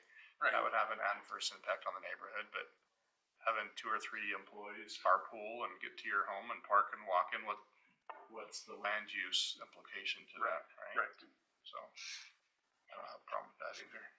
Less than an in-home daycare. So, I don't know, it's escaping right now. There was a couple of things within the home occupation permit that I was hot on, and I think I had Chase looking at it to update our application. We've got a whole separate application just for home occupations. It's just escaping me, but I know I've got it in my notes that I sent to him. I asked him to update that application with a few things, and it was to try to expand it a little bit more and allow for more types of home occupations to be allowed. It's just not coming to me right now, but I'll make a note of it. Application. I think there's, oh, I know what it was. You guys are gonna hate it though. What about, don't shoot the messenger. There's some articles that I was reading, about allowing for these little pocket, retail areas within residential neighborhoods. And in my mind, as I'm reading through these, it had this little thing about having commercial nodes. They talked about having commercial uses embedded within your residential areas. And my mind immediately went to my overseas travels to like Costa Rica, where house, and then you've got like this little convenience store where the garage has been fully converted, and a convenience store, and house, and nobody's driving there and parking and moving. It's all of the neighbors are walking down to get in their Chick-fil-A, their bubble gum, or their whatever, or ice cream or whatever, and it's got a pretty minimal traffic impact, but more and more people walk and bike and whatever in those countries than here as well. But I used to live in downtown old Olympia, Washington, and there was an old house that basically had a mini mart in it that had been there for like 50 years. It was the coolest little place. It had the little, dime horse that the kids would ride and candy, and people would go buy drinks and ice cream, and it was a fantastic amenity to the neighborhood. Well, it's the same as the corner grocery store, right? Yeah, Just yeah. a small- And so I'm a huge fan. you feel the Done same way right. if you're the house that's adjacent to that was there before the owner bought it and converted the garage into a convenience store. In that classic old neighborhood, the way things were laid out and the big trees that were there and the way everything worked, it was just great. I wouldn't have mind living next door to it. It would have been fun. But, not everybody agrees with me. So the language And would be it's- more it's helping general it than do just it. retail. The language would be commercial uses would be allowed as a home occupation. you'd still have to meet some of these requirements within the home occupation. So I think what I was having Chase look at was look at the language and see what would preclude something like a mini market or maybe a mini arcade. Or maybe, I mean, maybe something that would be more annoying than just a mini market that people wouldn't be as in favor of. Right. What if it was a mini, I don't know, I could think of all kinds of things, but what would those allowed uses be? And are there provisions in our home occupation requirements that would preclude that or allow for that? And I think that was the exercise I was having look at. But Well, to me, it's about the architectural standards and the setbacks and the lot coverage and everything. It can't just be completely different and imposing on the neighborhood. And back to one of my favorite topics, lighting.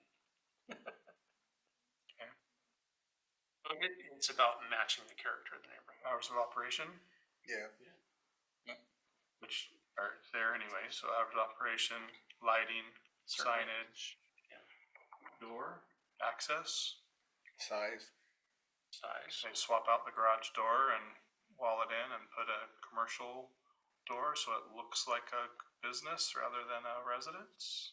Yeah, you're back to And that a number win- 2. And a window, so it doesn't look scary. Yeah, yeah.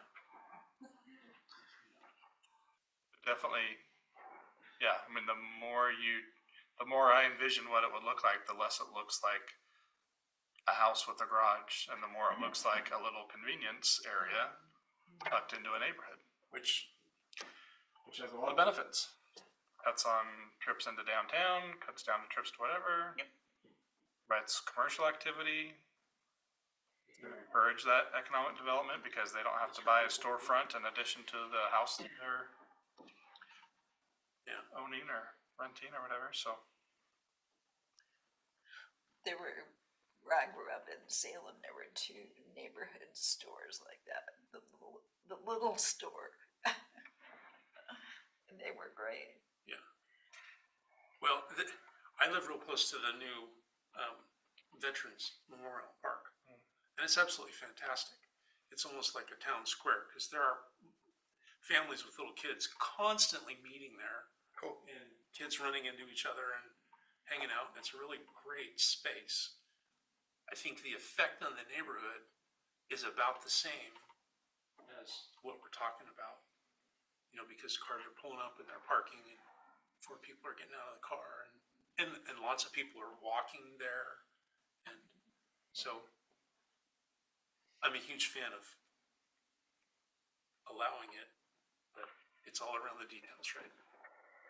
I mean, the other thought is maybe that's not a home occupation permit that goes through a type 2 land use application. Maybe it's a conditional use permit that comes to the planning commission and has some, because at that point, you're commercial, you're not dealing with clear and objective standards for residential. You're talking about a commercial activity and we're gonna have some provisions in there. So maybe it's provisions. I think this is still the section I do, but maybe it's its own section, right? Maybe it's like residential retail or something like that, for lack of a better term off the top of my head. And we have some criteria that we're looking at as far as, you know, biking, parking, lighting, all of those types of things that we're gonna be looking at. Are you envisioning an existing building being used for this? I think Is that- both ways. Yeah, I mean, I think. I mean, I would argue if it's a new building and you're in an R2 zone,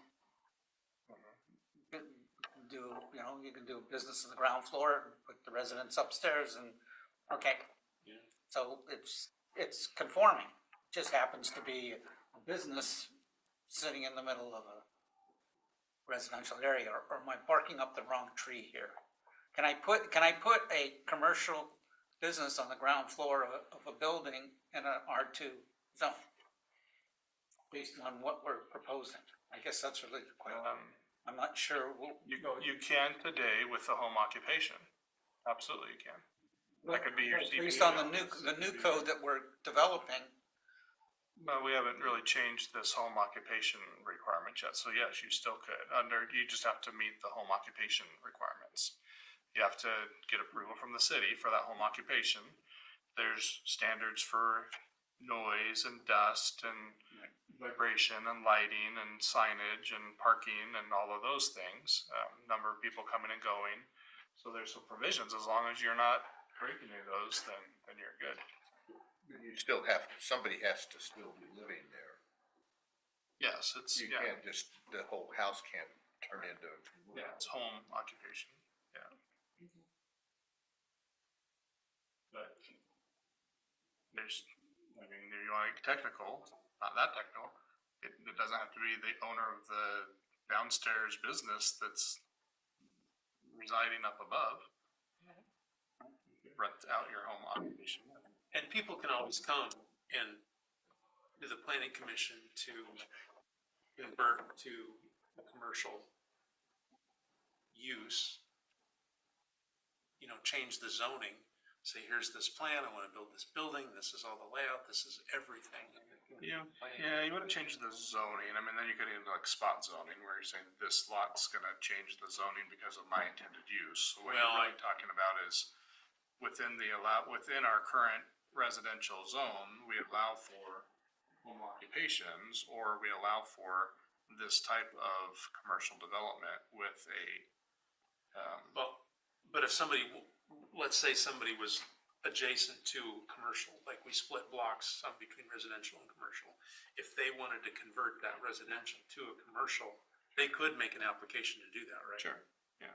Okay. Yeah, I guess the thing I would suggest looking at, you live up on Natick, right? Somewhere? Yeah, just across that way. Up there, if you had one of these in somebody's garage, would you be okay with that? And up here in Starlight, if somebody did that in their garage, are you okay with that? Cause that's what could happen. Yeah, no, yeah, you're being exactly correct.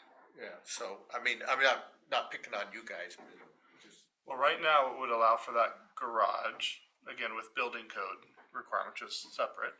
But the land use would allow for them to, that could be a hair salon. It could be a barber shop. It could be a CPA's office. I mean, it could be any number of things. It could have its own door entrance to the side. It could, there's a lot of things. I mean, there's some provisions there that you'd still keep the garage door on, but there's no requirement that you have a garage door or that you have a garage for a structure. So there's a lot of things right now that are currently you could. would allow for a business use out of the garage or out of the downstairs area, any of those downstairs areas. Yeah, there's a hair salon on Mount Union right next to the house. So that's allowed now. I think the difference with this retail use that I pitched would be, Right across from the graveyard. I think there's provisions right now about, number of customers at any given time and some other things that could potentially preclude something more like more of a retail use where you don't set appointments, right? It's more comings and goings. Most of the home occupation stuff is gonna be more for like set appointments. It's more Controlling how many service customers are coming and going. oriented than retail. Yeah. Yeah. Yeah, open it up to the retail, just a little different spin on it, which again, we could expand it here, push it out and put it out to the public and see what the public thinks.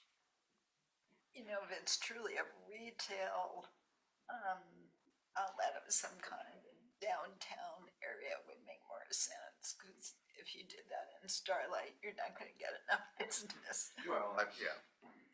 Well, but when that, up there on that hill, all the development that could occur, you know, what are you gonna have up there, 100 homes? In the next millennium. Well, No, we didn't realize until the 30th is an escape route. You're fleeing capture from the county sheriff. I cannot believe the number of lights somebody.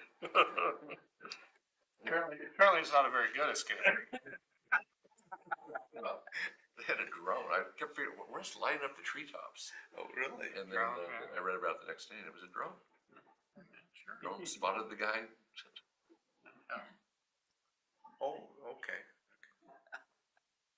All right, yeah, it was that night. Yeah, It was Sunday night. yeah. Are we? Okay. I'm gonna try to work it into the home occupation. I'll find some language. Again, we're not gonna be complete pioneers on this, maybe, which we are. I will put something together that expands occupational use to include some level of retail. We'll probably have some square footage maximums on there and some other, so we're not talking about converting an entire 1,500 square foot first floor into a retail space. I think we limit space and some other things to kind of constrain it some, so. Well, I don't, and I wouldn't see it as a place where, somebody on the other end of town is gonna drive over to go get some bubble gum, or whatever it is. I would call it like a neighborhood market or something like Yeah. that would be allowed, and you'd have minimum square footage and. We had a friend in Forest Grove who had his bike shop in his basement, and, he did pretty good business, and his basement kind of opened onto the driveway. And the guys used to gather there all the time, and, they all tinkering on their bikes and stuff. So it was pretty cool.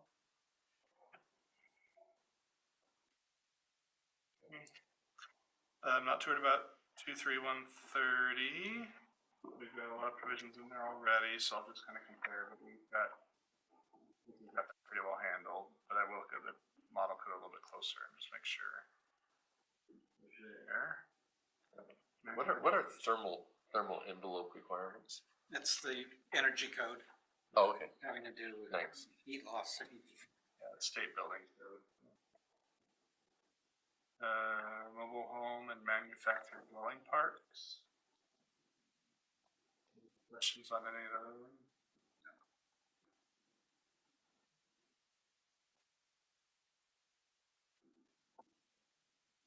And we've got a whole. Well, yes, I do have, I'm sorry. It says single-family residence. Is that still a mobile home or manufactured home? It's not a single-family house. I mean, it's a thick build. Yeah, single, because it's just a single It's in unit the residence. manufactured section. Okay, okay, all right.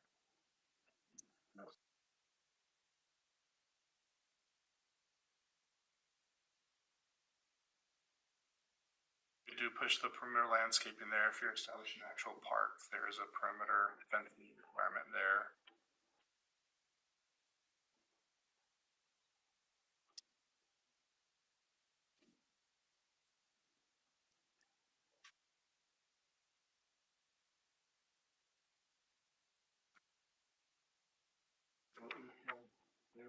But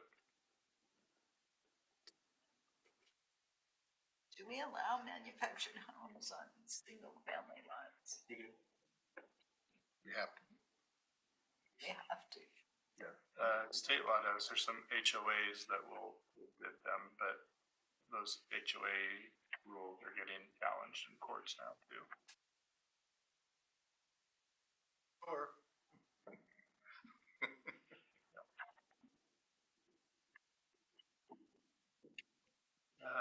Temporary uses.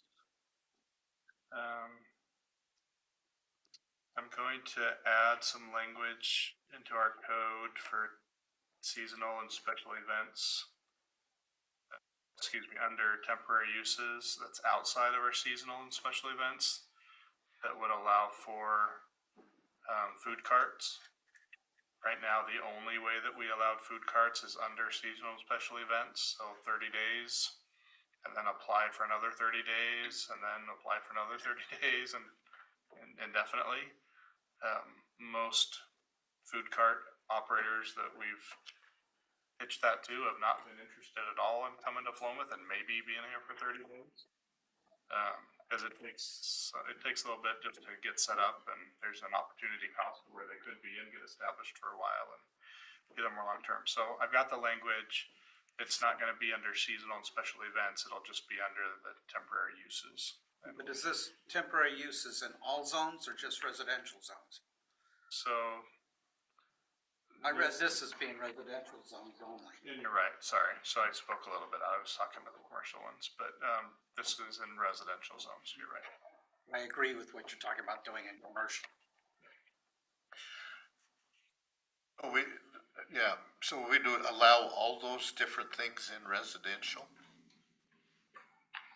Well, I think this is more general. Oh, okay. permitted in underlying zone, does not violate conditions of approved property. Cause I guess I would not necessarily like all those things. It doesn't read like it's residential when it's talking about temporary carnivals and fairs, parking lots. Well, I guess we could put it in, House sales. you could say,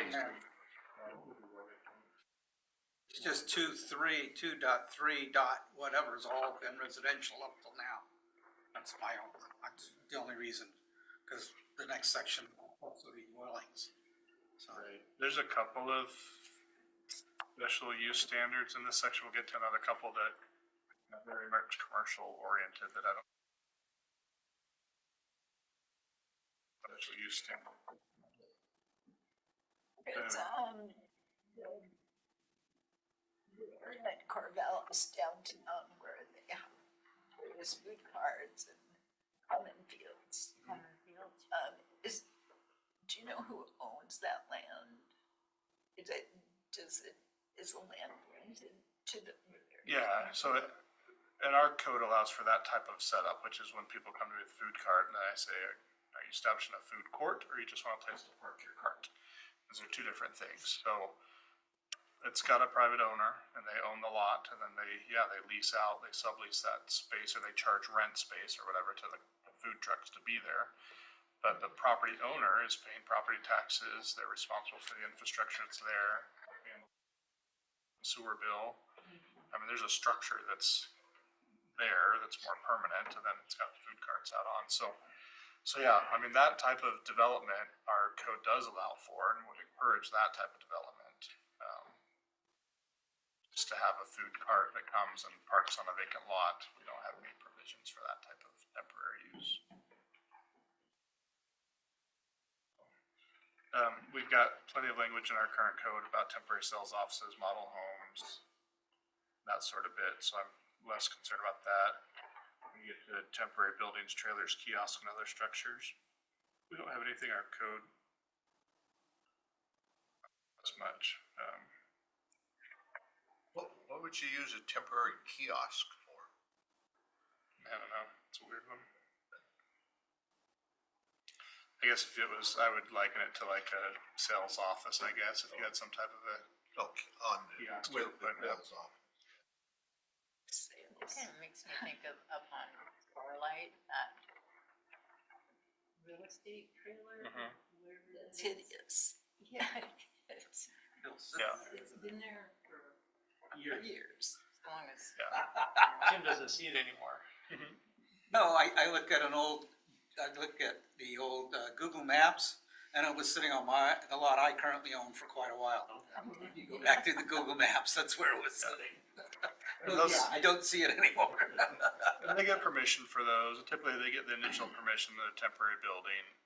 And if it's multi-phase development or the development gets stalled, they'll get today, I can't speak to back then, but today, when they get their approval, we set a time frame on it. It's approved for 2 years or whatever. Then when they're approaching that 2 years, they're gonna get an email that says, hey, your permit's expired, you need to renew or ask for an extension. And so we follow up and track those a little bit more. And if there's just nothing happening, it just got left up there, then we would get it removed. But if they're still selling and it's just taking longer to sell stuff, there's no reason to not allow their continued use, so.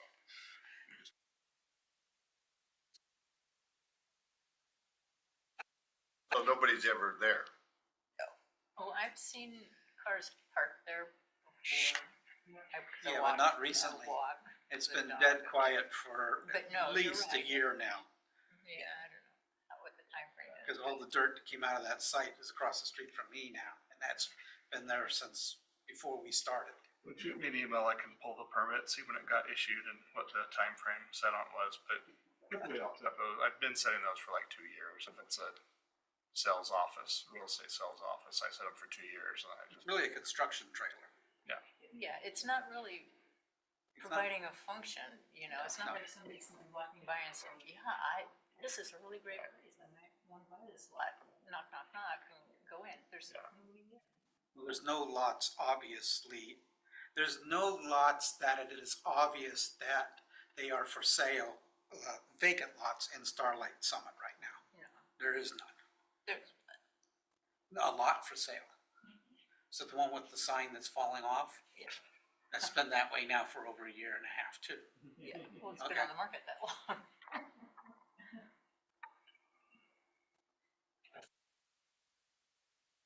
Okay, accessory dwellings, Yeah. Is there anything new there that we didn't already have? You have a square footage, cause right now our code says 900, cause I just got approval for 900 square feet. That's different than what's here. But some other jurisdictions I've read on the state requirements, it was up to like 1,200. So, yeah. well, it's 900 plus a 300 square foot garage. Right. So that's the 12. That's the 1,200, but yeah, ours currently is 900, that's the only, I'm only gonna make that as a comment. But there's only, Percentage as well, in the current code? Huh? Do we have a percentage of the size of the other building, I don't think. the way they have it here? No, Yeah.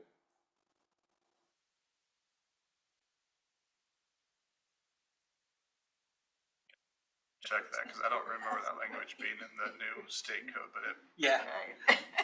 but what I think they're trying to do is if you got 1,000 square foot house and you wanna put an 800 square foot ADU, you can't do it. Right. I don't like the limit. you don't like the limit? Like he was saying, if you have 1,000 square foot house, you should be able to build an ADU.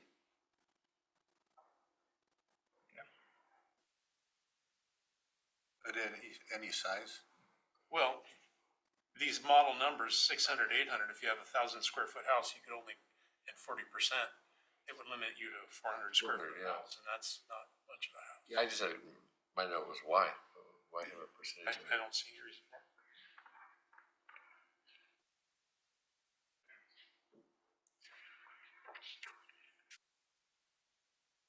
It says only one off street, which is out of play now anyway, but our current code says one off street, not two. This one said two. We can't require any by state code. Right.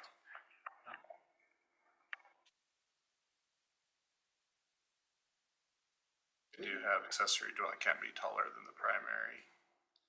That's in our code, Yeah. which is good.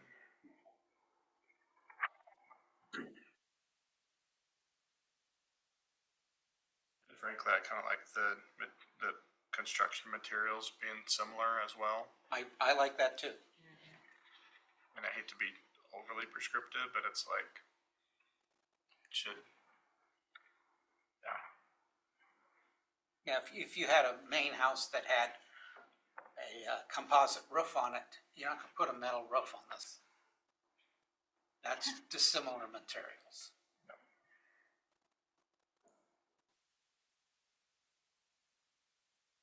what do you think about the minimum lot size for a lot with accessory dwelling, 6,000 square feet? C, Do we have that now? Do we? no? Does the state define a minimum? I don't believe so. Because you still gotta deal with setbacks, you still gotta deal with lot coverage, once we figure out what those are. And so I would argue, why have a minimum square footage? Because your accessory dwelling unit can be actually part of the main structure. Yeah, and honestly, I could foresee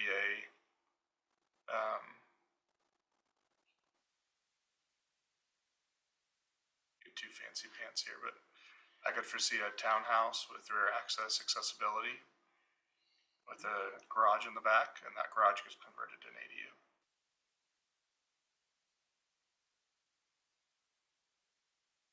Yeah, So, Townhouse might be 900 square foot footprint, maybe it's 2-story, and with the rear access garage, and they want to convert the garage to an ADU.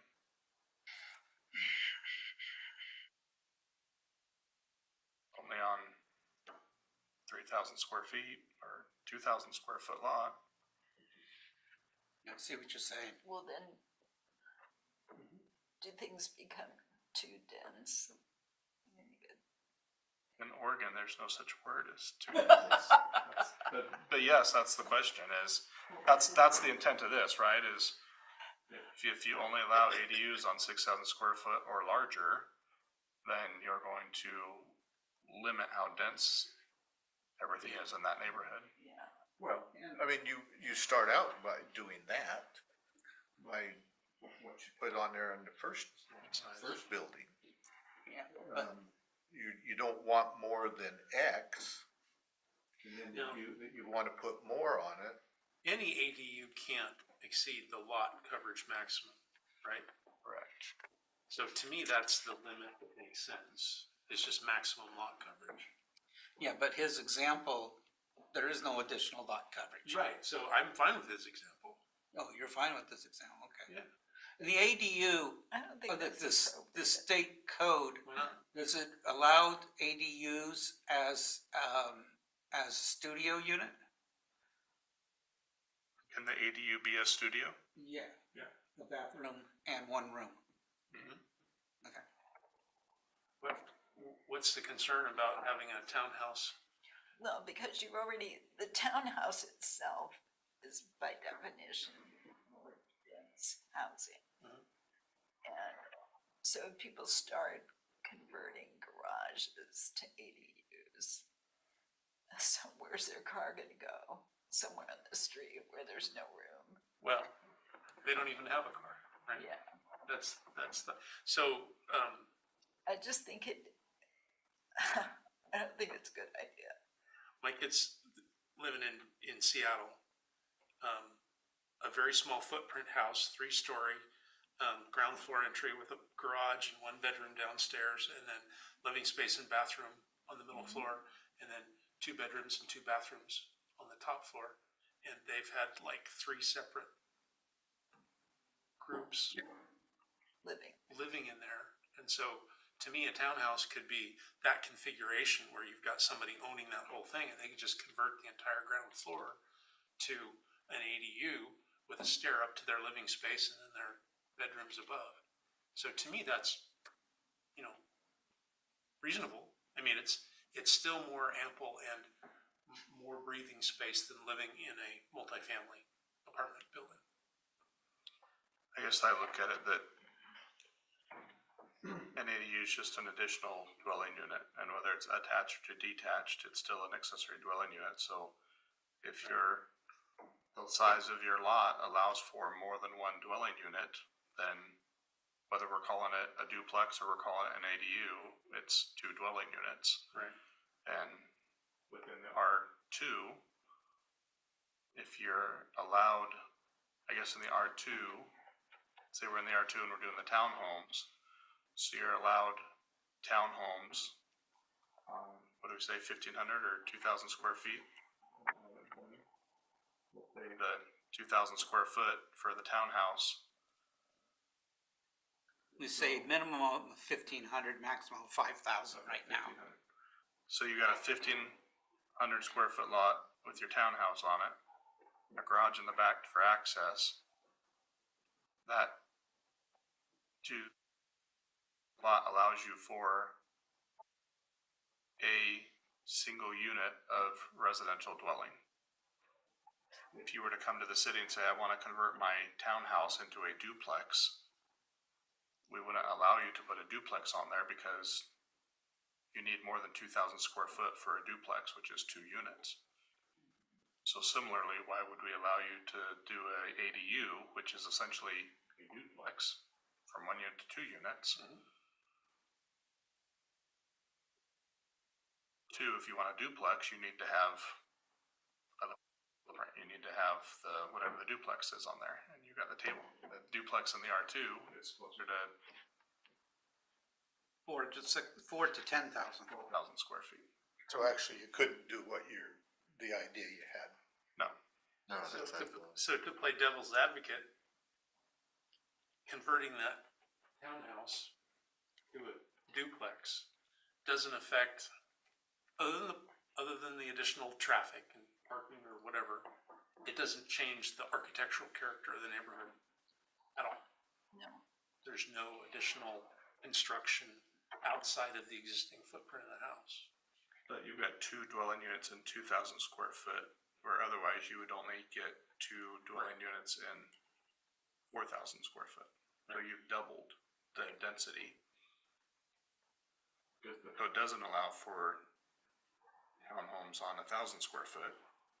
It allows for townhomes with 2,000 square foot. Right. If you do the ADU, you essentially said now you have 2 units in 2,000, so you have 1,000 unit. Yeah. Dwelling unit.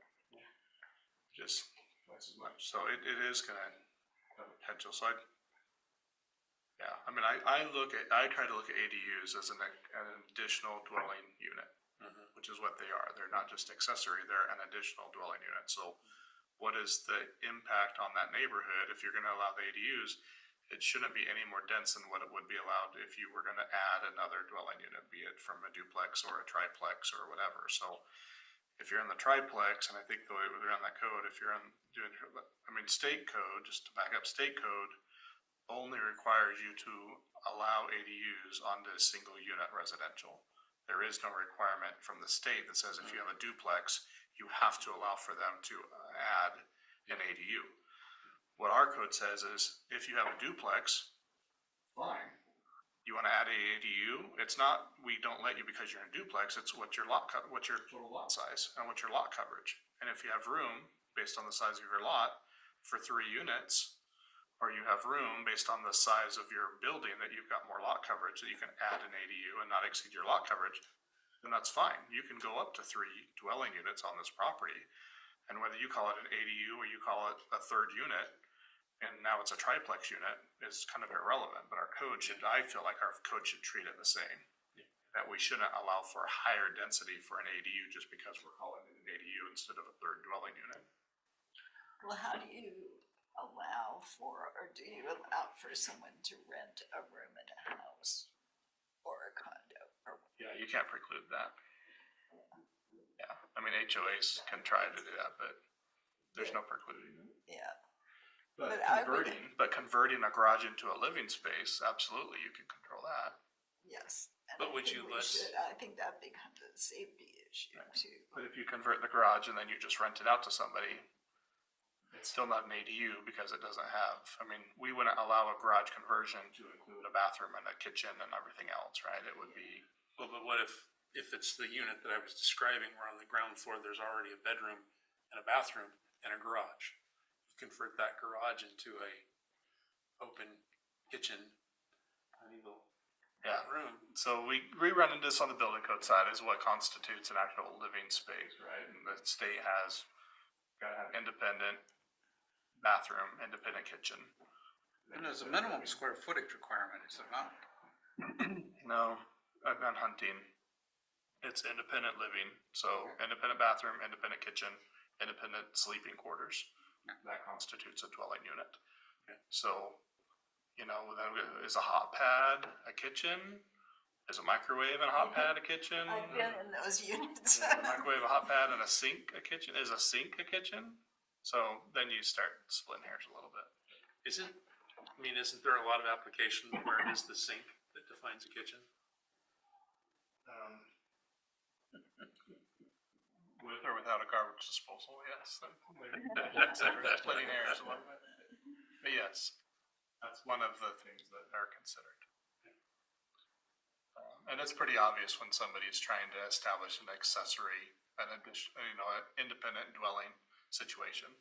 We've got some where they're more creative. They'll have a shared bathroom and living space. That's one unit. It's one bathroom. There is no independent bathroom. You could even have separate little kitchenette areas, but as long as it's a shared bathroom, it's one dwelling. So we've had that in town, where they've looked for affordable solutions to that. So there's ways around it. You could have a shared kitchen and independent bathrooms and independent living spaces. Now the one kitchen is shared, it's fine. So there's ways around it. People get creative. It's just intriguing and fine. I guess the only other thing on that, you mentioned parking, if I understood you right. The state says you can't require any parking Yeah, we can't make additional parking requirements for ADUs. on any particular street. You don't, not where you need. Because they'll just be parking on the street. Some people don't want any of them on any street, but Well, right, Yeah, that- I mean, that's been the argument. To me, that's kind of counterproductive in that. Yeah. Well, that was the argument from the get-go from cities on the state mandate for ADUs everywhere is, where's everybody gonna park, and what about all the infrastructure, and what about all, you know, you got water lines are only so big going up 30th Street, so if you put an ADU on every one of those, what just happened to your demand on your water services? Usually almost just doubled, right? So, and sewer and all those utilities, but the state wants housing, and so they made their verdict, and But then they said accessory dwellings are not included in the state definition of needed housing.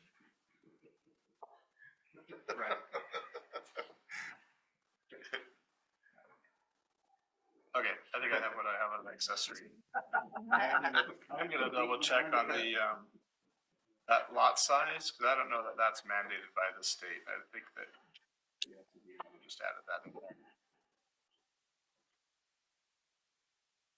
Yeah, I agree that max lot coverage is different. And that's probably what I'll make sure we have in there is that the addition of the ADU exceed the allowed number of dwelling units per lot or the maximum lot coverage.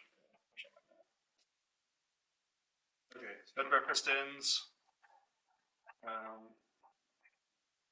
I didn't get this far, so I didn't read this section yet. Are there any of those Questions on anywhere? this? Are we worried about them? Not the bed and breakfast inns, no, I mean, That sounds like just commercial to me, right?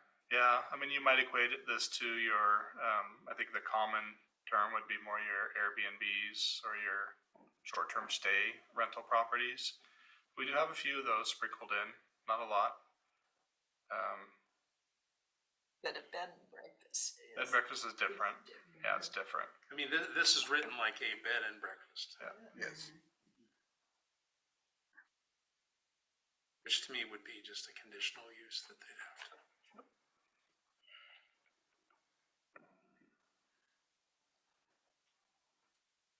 Special use standard for, short-term stay. Seems like we should have. Does that include, what you call it? Airbnb or, Yeah. Was it somewhere in here where it talked about Lincoln City? Vacation rental dwelling. Vacation rental? was it in there? Yeah.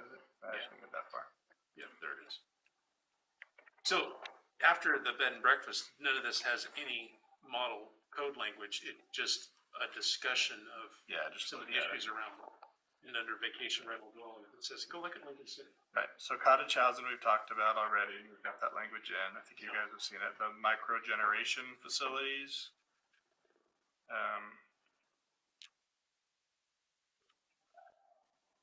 That one was talked about earlier, again, I think there's other provisions in place to keep that, House Bill 3516, where the cities allow rooftop solar equipment, which we do. Yes, I don't really. Building height, setback standards, accessory structures, lot coverage limitations, others. Yeah, so I think the note here is just to look at the existing code and make sure that we probably add.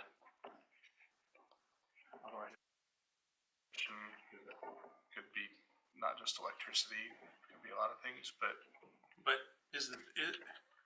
can somebody just throw a power generating little windmill on top of their garage?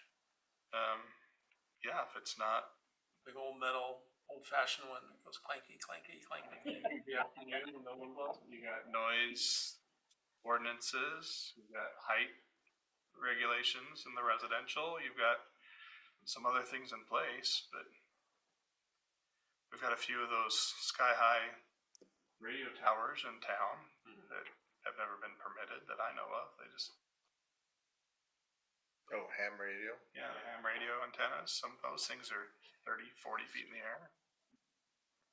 So I think we have other restrictions in place, but my thought was when we list out things that setback can be infringed or heights can be whatever, I think we just add some of these micro generation language in there to make sure they know that's another exception that they can ask for when they're looking for like a height restriction or a height variance or something like that.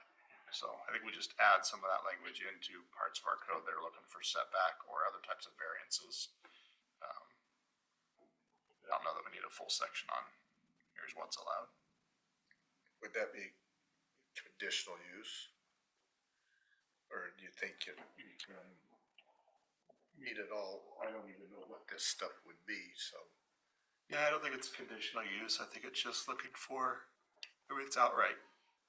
Oh, as long as it's part of your residential dwelling. Yeah. And the residential use, I think that's fine. If you start building a facility and endeavor, you know, I mean, how many solar panels do you put and you're selling back to the deal before all of a sudden that's a commercial activity and not part of your residential use? Well, I was just concerned about Gary, for example. Of the wind turbine. Yeah. I've seen them. I've seen one houses. Yeah. What time is it? So growing up at my house in Salem, we have the wind turbines on top of the house just to keep the attic cool that spun, set on top and spun horizontally. right. Gravity ventilator. The whole neighborhood had them. Yeah. And it didn't take much of a squeak for those things to really squeak, and it would stop. Oh, I mean, I remember walking home from school, all over the place. Wow, this could be. Go up there at the WD, up on the roof. Those things were loud. They work? Wind turbines. They kept the attic cool.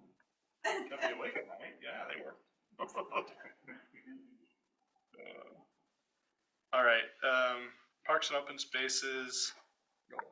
We've got a whole, we need to expand our public section, but I don't think we'll do that under the housing stuff, so we'll take care of parks and open spaces there. We do have, some language about how many, which we need to look at, how many square feet, or I think it's how many quarter acres or how much acreage of land needs to be dedicated per number of units of housing that gets developed. I think it's a quarter acre for every 10 is how the math works out. So for every 10 units of development, you're supposed to have a quarter acre of open space. It used to be that it was donated to the city, which was overly taxing on large developments and not taxing at all on small developments that were less than 10 units.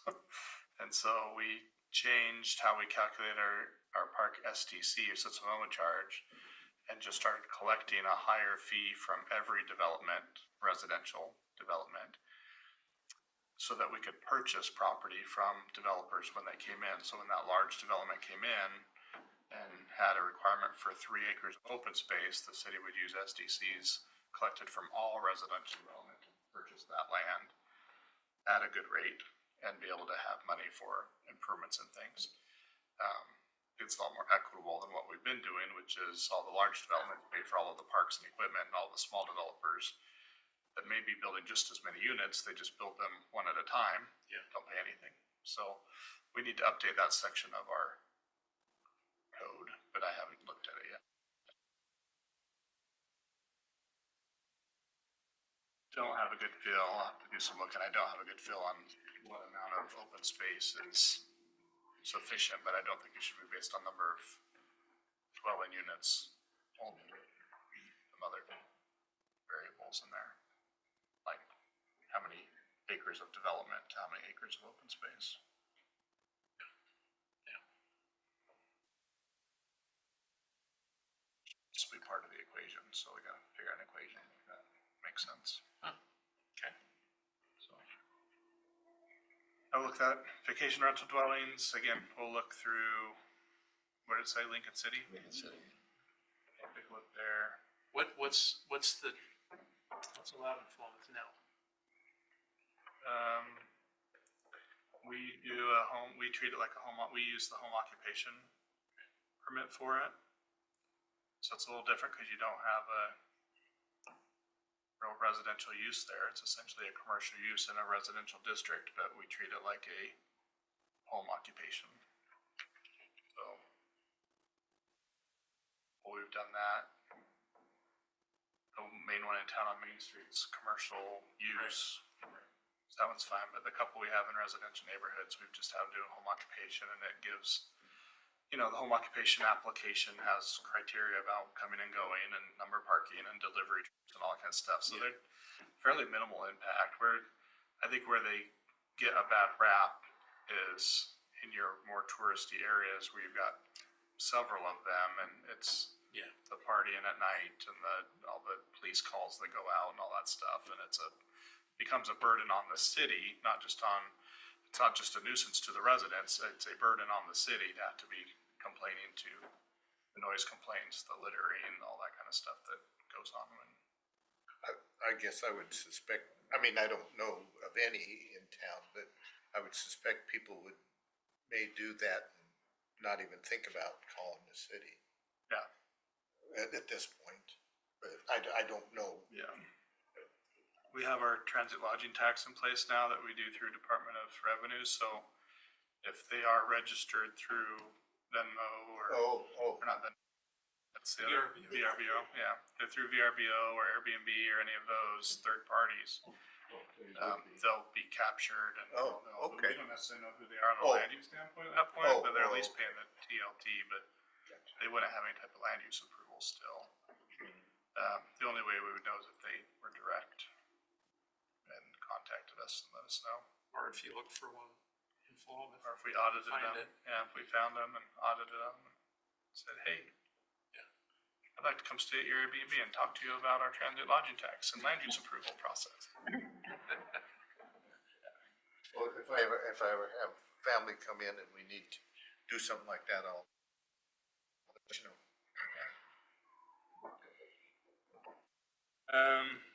This new tower section, I've seen some new language here. I think Kevin has some stuff in the Public Works design standards on wireless communication facilities.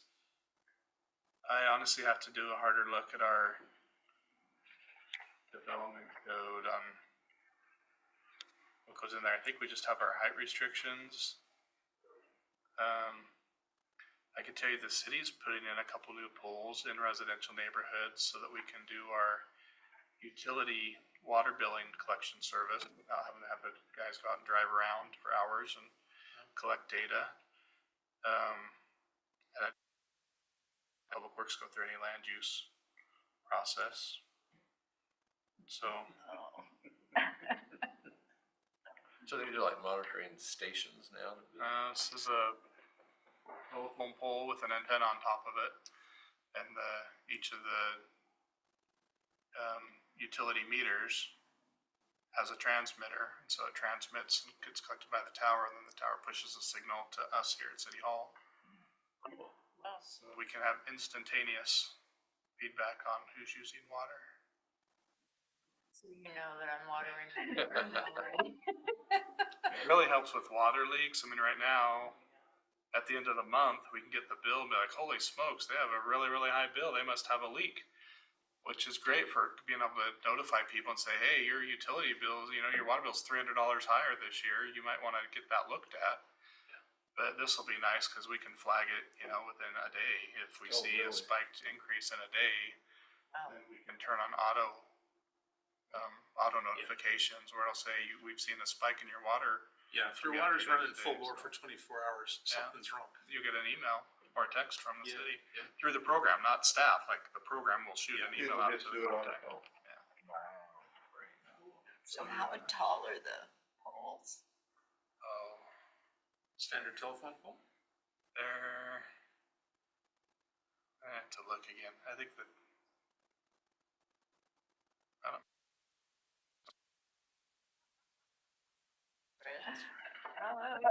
You're busted, Kevin. One's going up at the end of Fawn Lane next to that last house on the. One's going up 30th Street.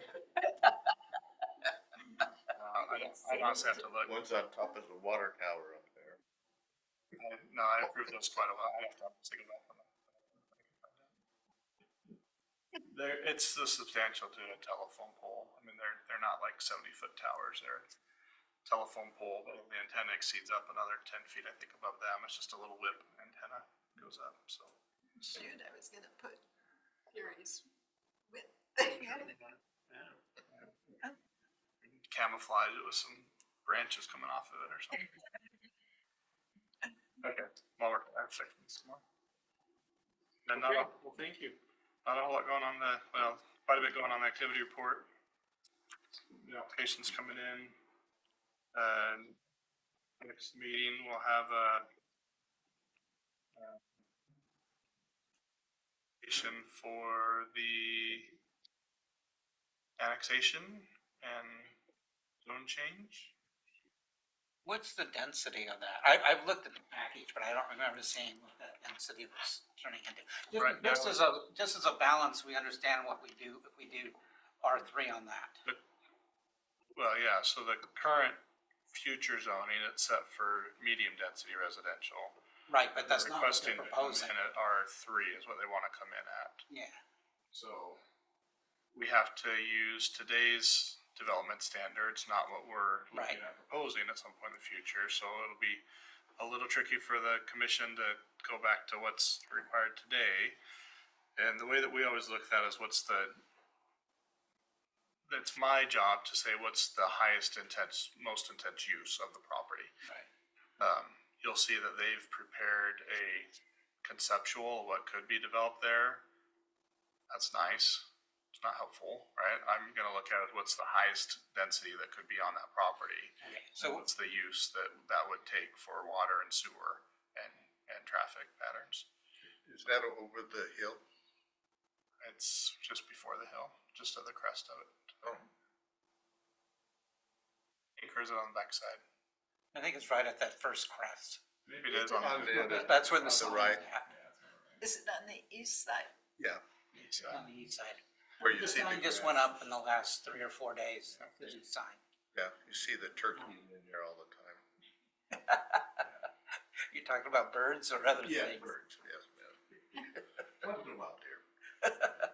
Where is 1731 Main? What's going on? The drive-through. It's right next to those two empty lots right across from True Value that have been leveled and sit empty. So I think this is the one on I don't know, it's the one on the right. There's two lots there that look like one lot, but it's two Used to properties. be the auto body place. Yeah, it used to be an auto body, so. Oh. Creative Graphics owns the old Myrtlewood store and is redoing that one. And I think this is the lot right next to that. Oh, Yes, there's another lot that'll still be vacant. Okay. So I wanted to just mention that the park, the new park, the Paul Cochran Park is attracting kids really well. And my granddaughter came down from Portland and she's 9 and she fully approves of that twirly thing. I'd never seen one of those before. And, but every time I drive by there are kids. Yeah. Reasonable hours. We're gonna do That's something, what you was referring to. Yeah. we're gonna do something a little uncharacteristic. I'm gonna take full credit for that spinner because the playground equipment that was originally designed for that park, I didn't care for at all. I just thought it was like, I have some experience with taking kids to parks. And I'm like, no, we're not putting that in there. And so I pulled out the catalog, I went online and I found equipment that I thought that kids would like, that stuff that my kids would like, and I see other kids playing with, and we completely went away from what was assigned and put what I think is very cool. I didn't remember that. Congratulations I and will- thank you. I will because- take a pat on the back Yeah. for equipment. So what was it that you got rid of? This, Darby is pretty high quality. Yeah. It works way better than some of the other ones she's been on, so way to go. they wanted to do like one of those old school climbing structures, like the Oh, computer yeah. things. And then they had another, it was a spinner, but it looked like a big UFO. It was there like solid sides all the way around and flat on top, and it was like you could kind of sit on it, but it was like a around/UFO type deal. No, It's this like- spinner's really good. Yeah. Have you tried it? Yes, I've been on it a number of times. Now that you mention it. I've held my 6-month-old granddaughter, and just kind of slowly go in a circle, and she looks at the kids, and I've also pushed a couple of other kids. Yeah. It's just really neat. Also, Getting used already.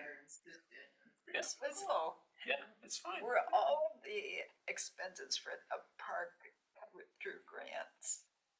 Or no? No, some of it was Park STC money Was that it, the developers have paid, and then I mean, some of it was the grant money was really just for the memorial aspects of it.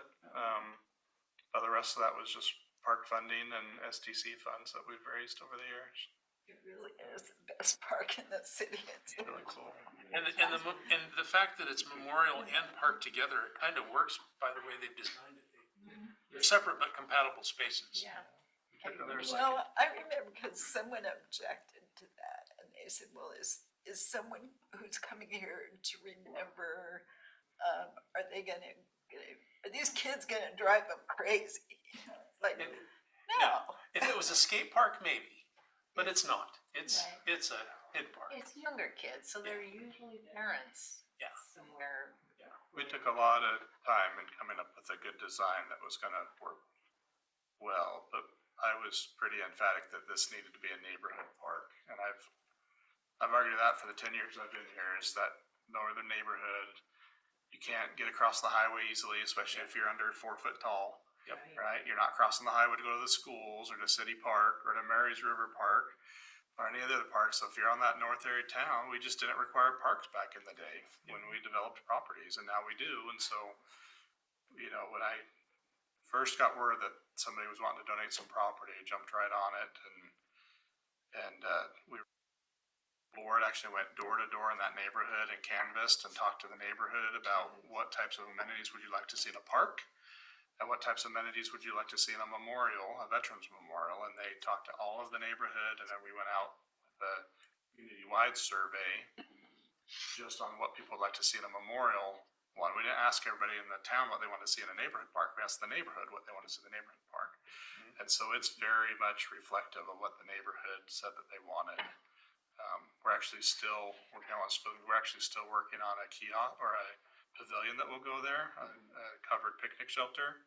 And I won't spill the beans there, but it's gonna be awesome, and it's gonna fit in there really, really nice, and that'll be, that with the picnic table and Nathan, be an extra nice amenity, so then you can actually have little birthday parties and that sort of bit there, and it'll just add to the park. And then when you're doing memorial event type things there, you've also got a space then that you can set up the cupcakes or set out your memorial stuff, or you've got kind of a shared use there. So The display, talking about Paul Cochran was really nice too. the backside of the sign, yeah. Pictures of both sides, cause I just. Yeah, and Eric Neiman, we need to mention his name. He's done a great job he was the mayor when the park was donated, so he and I met with the family multiple times, and then Eric's just done a great job of staying in contact with the family and really being a liaison for the family and an advocate for the family and the family's desires. And we've had to do a little good cop, bad cop, and where I've had to push on some of the things they wanted, and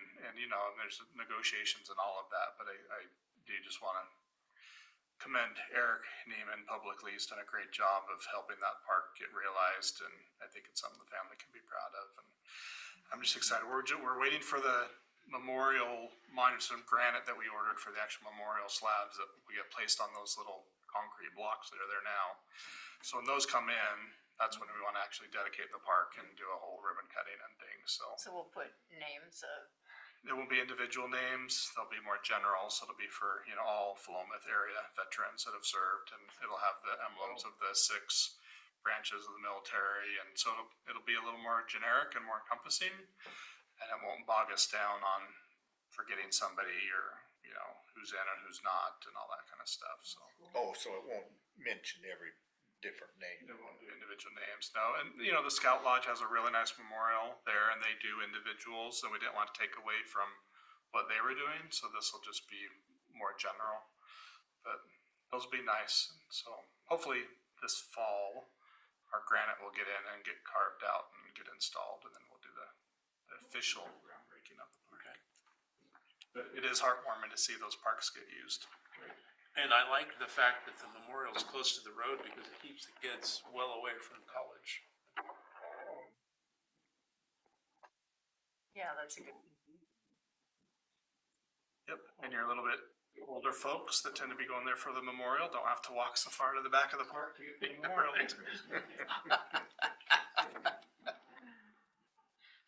That's all I have. Okay, thank you very much. Meeting adjourned.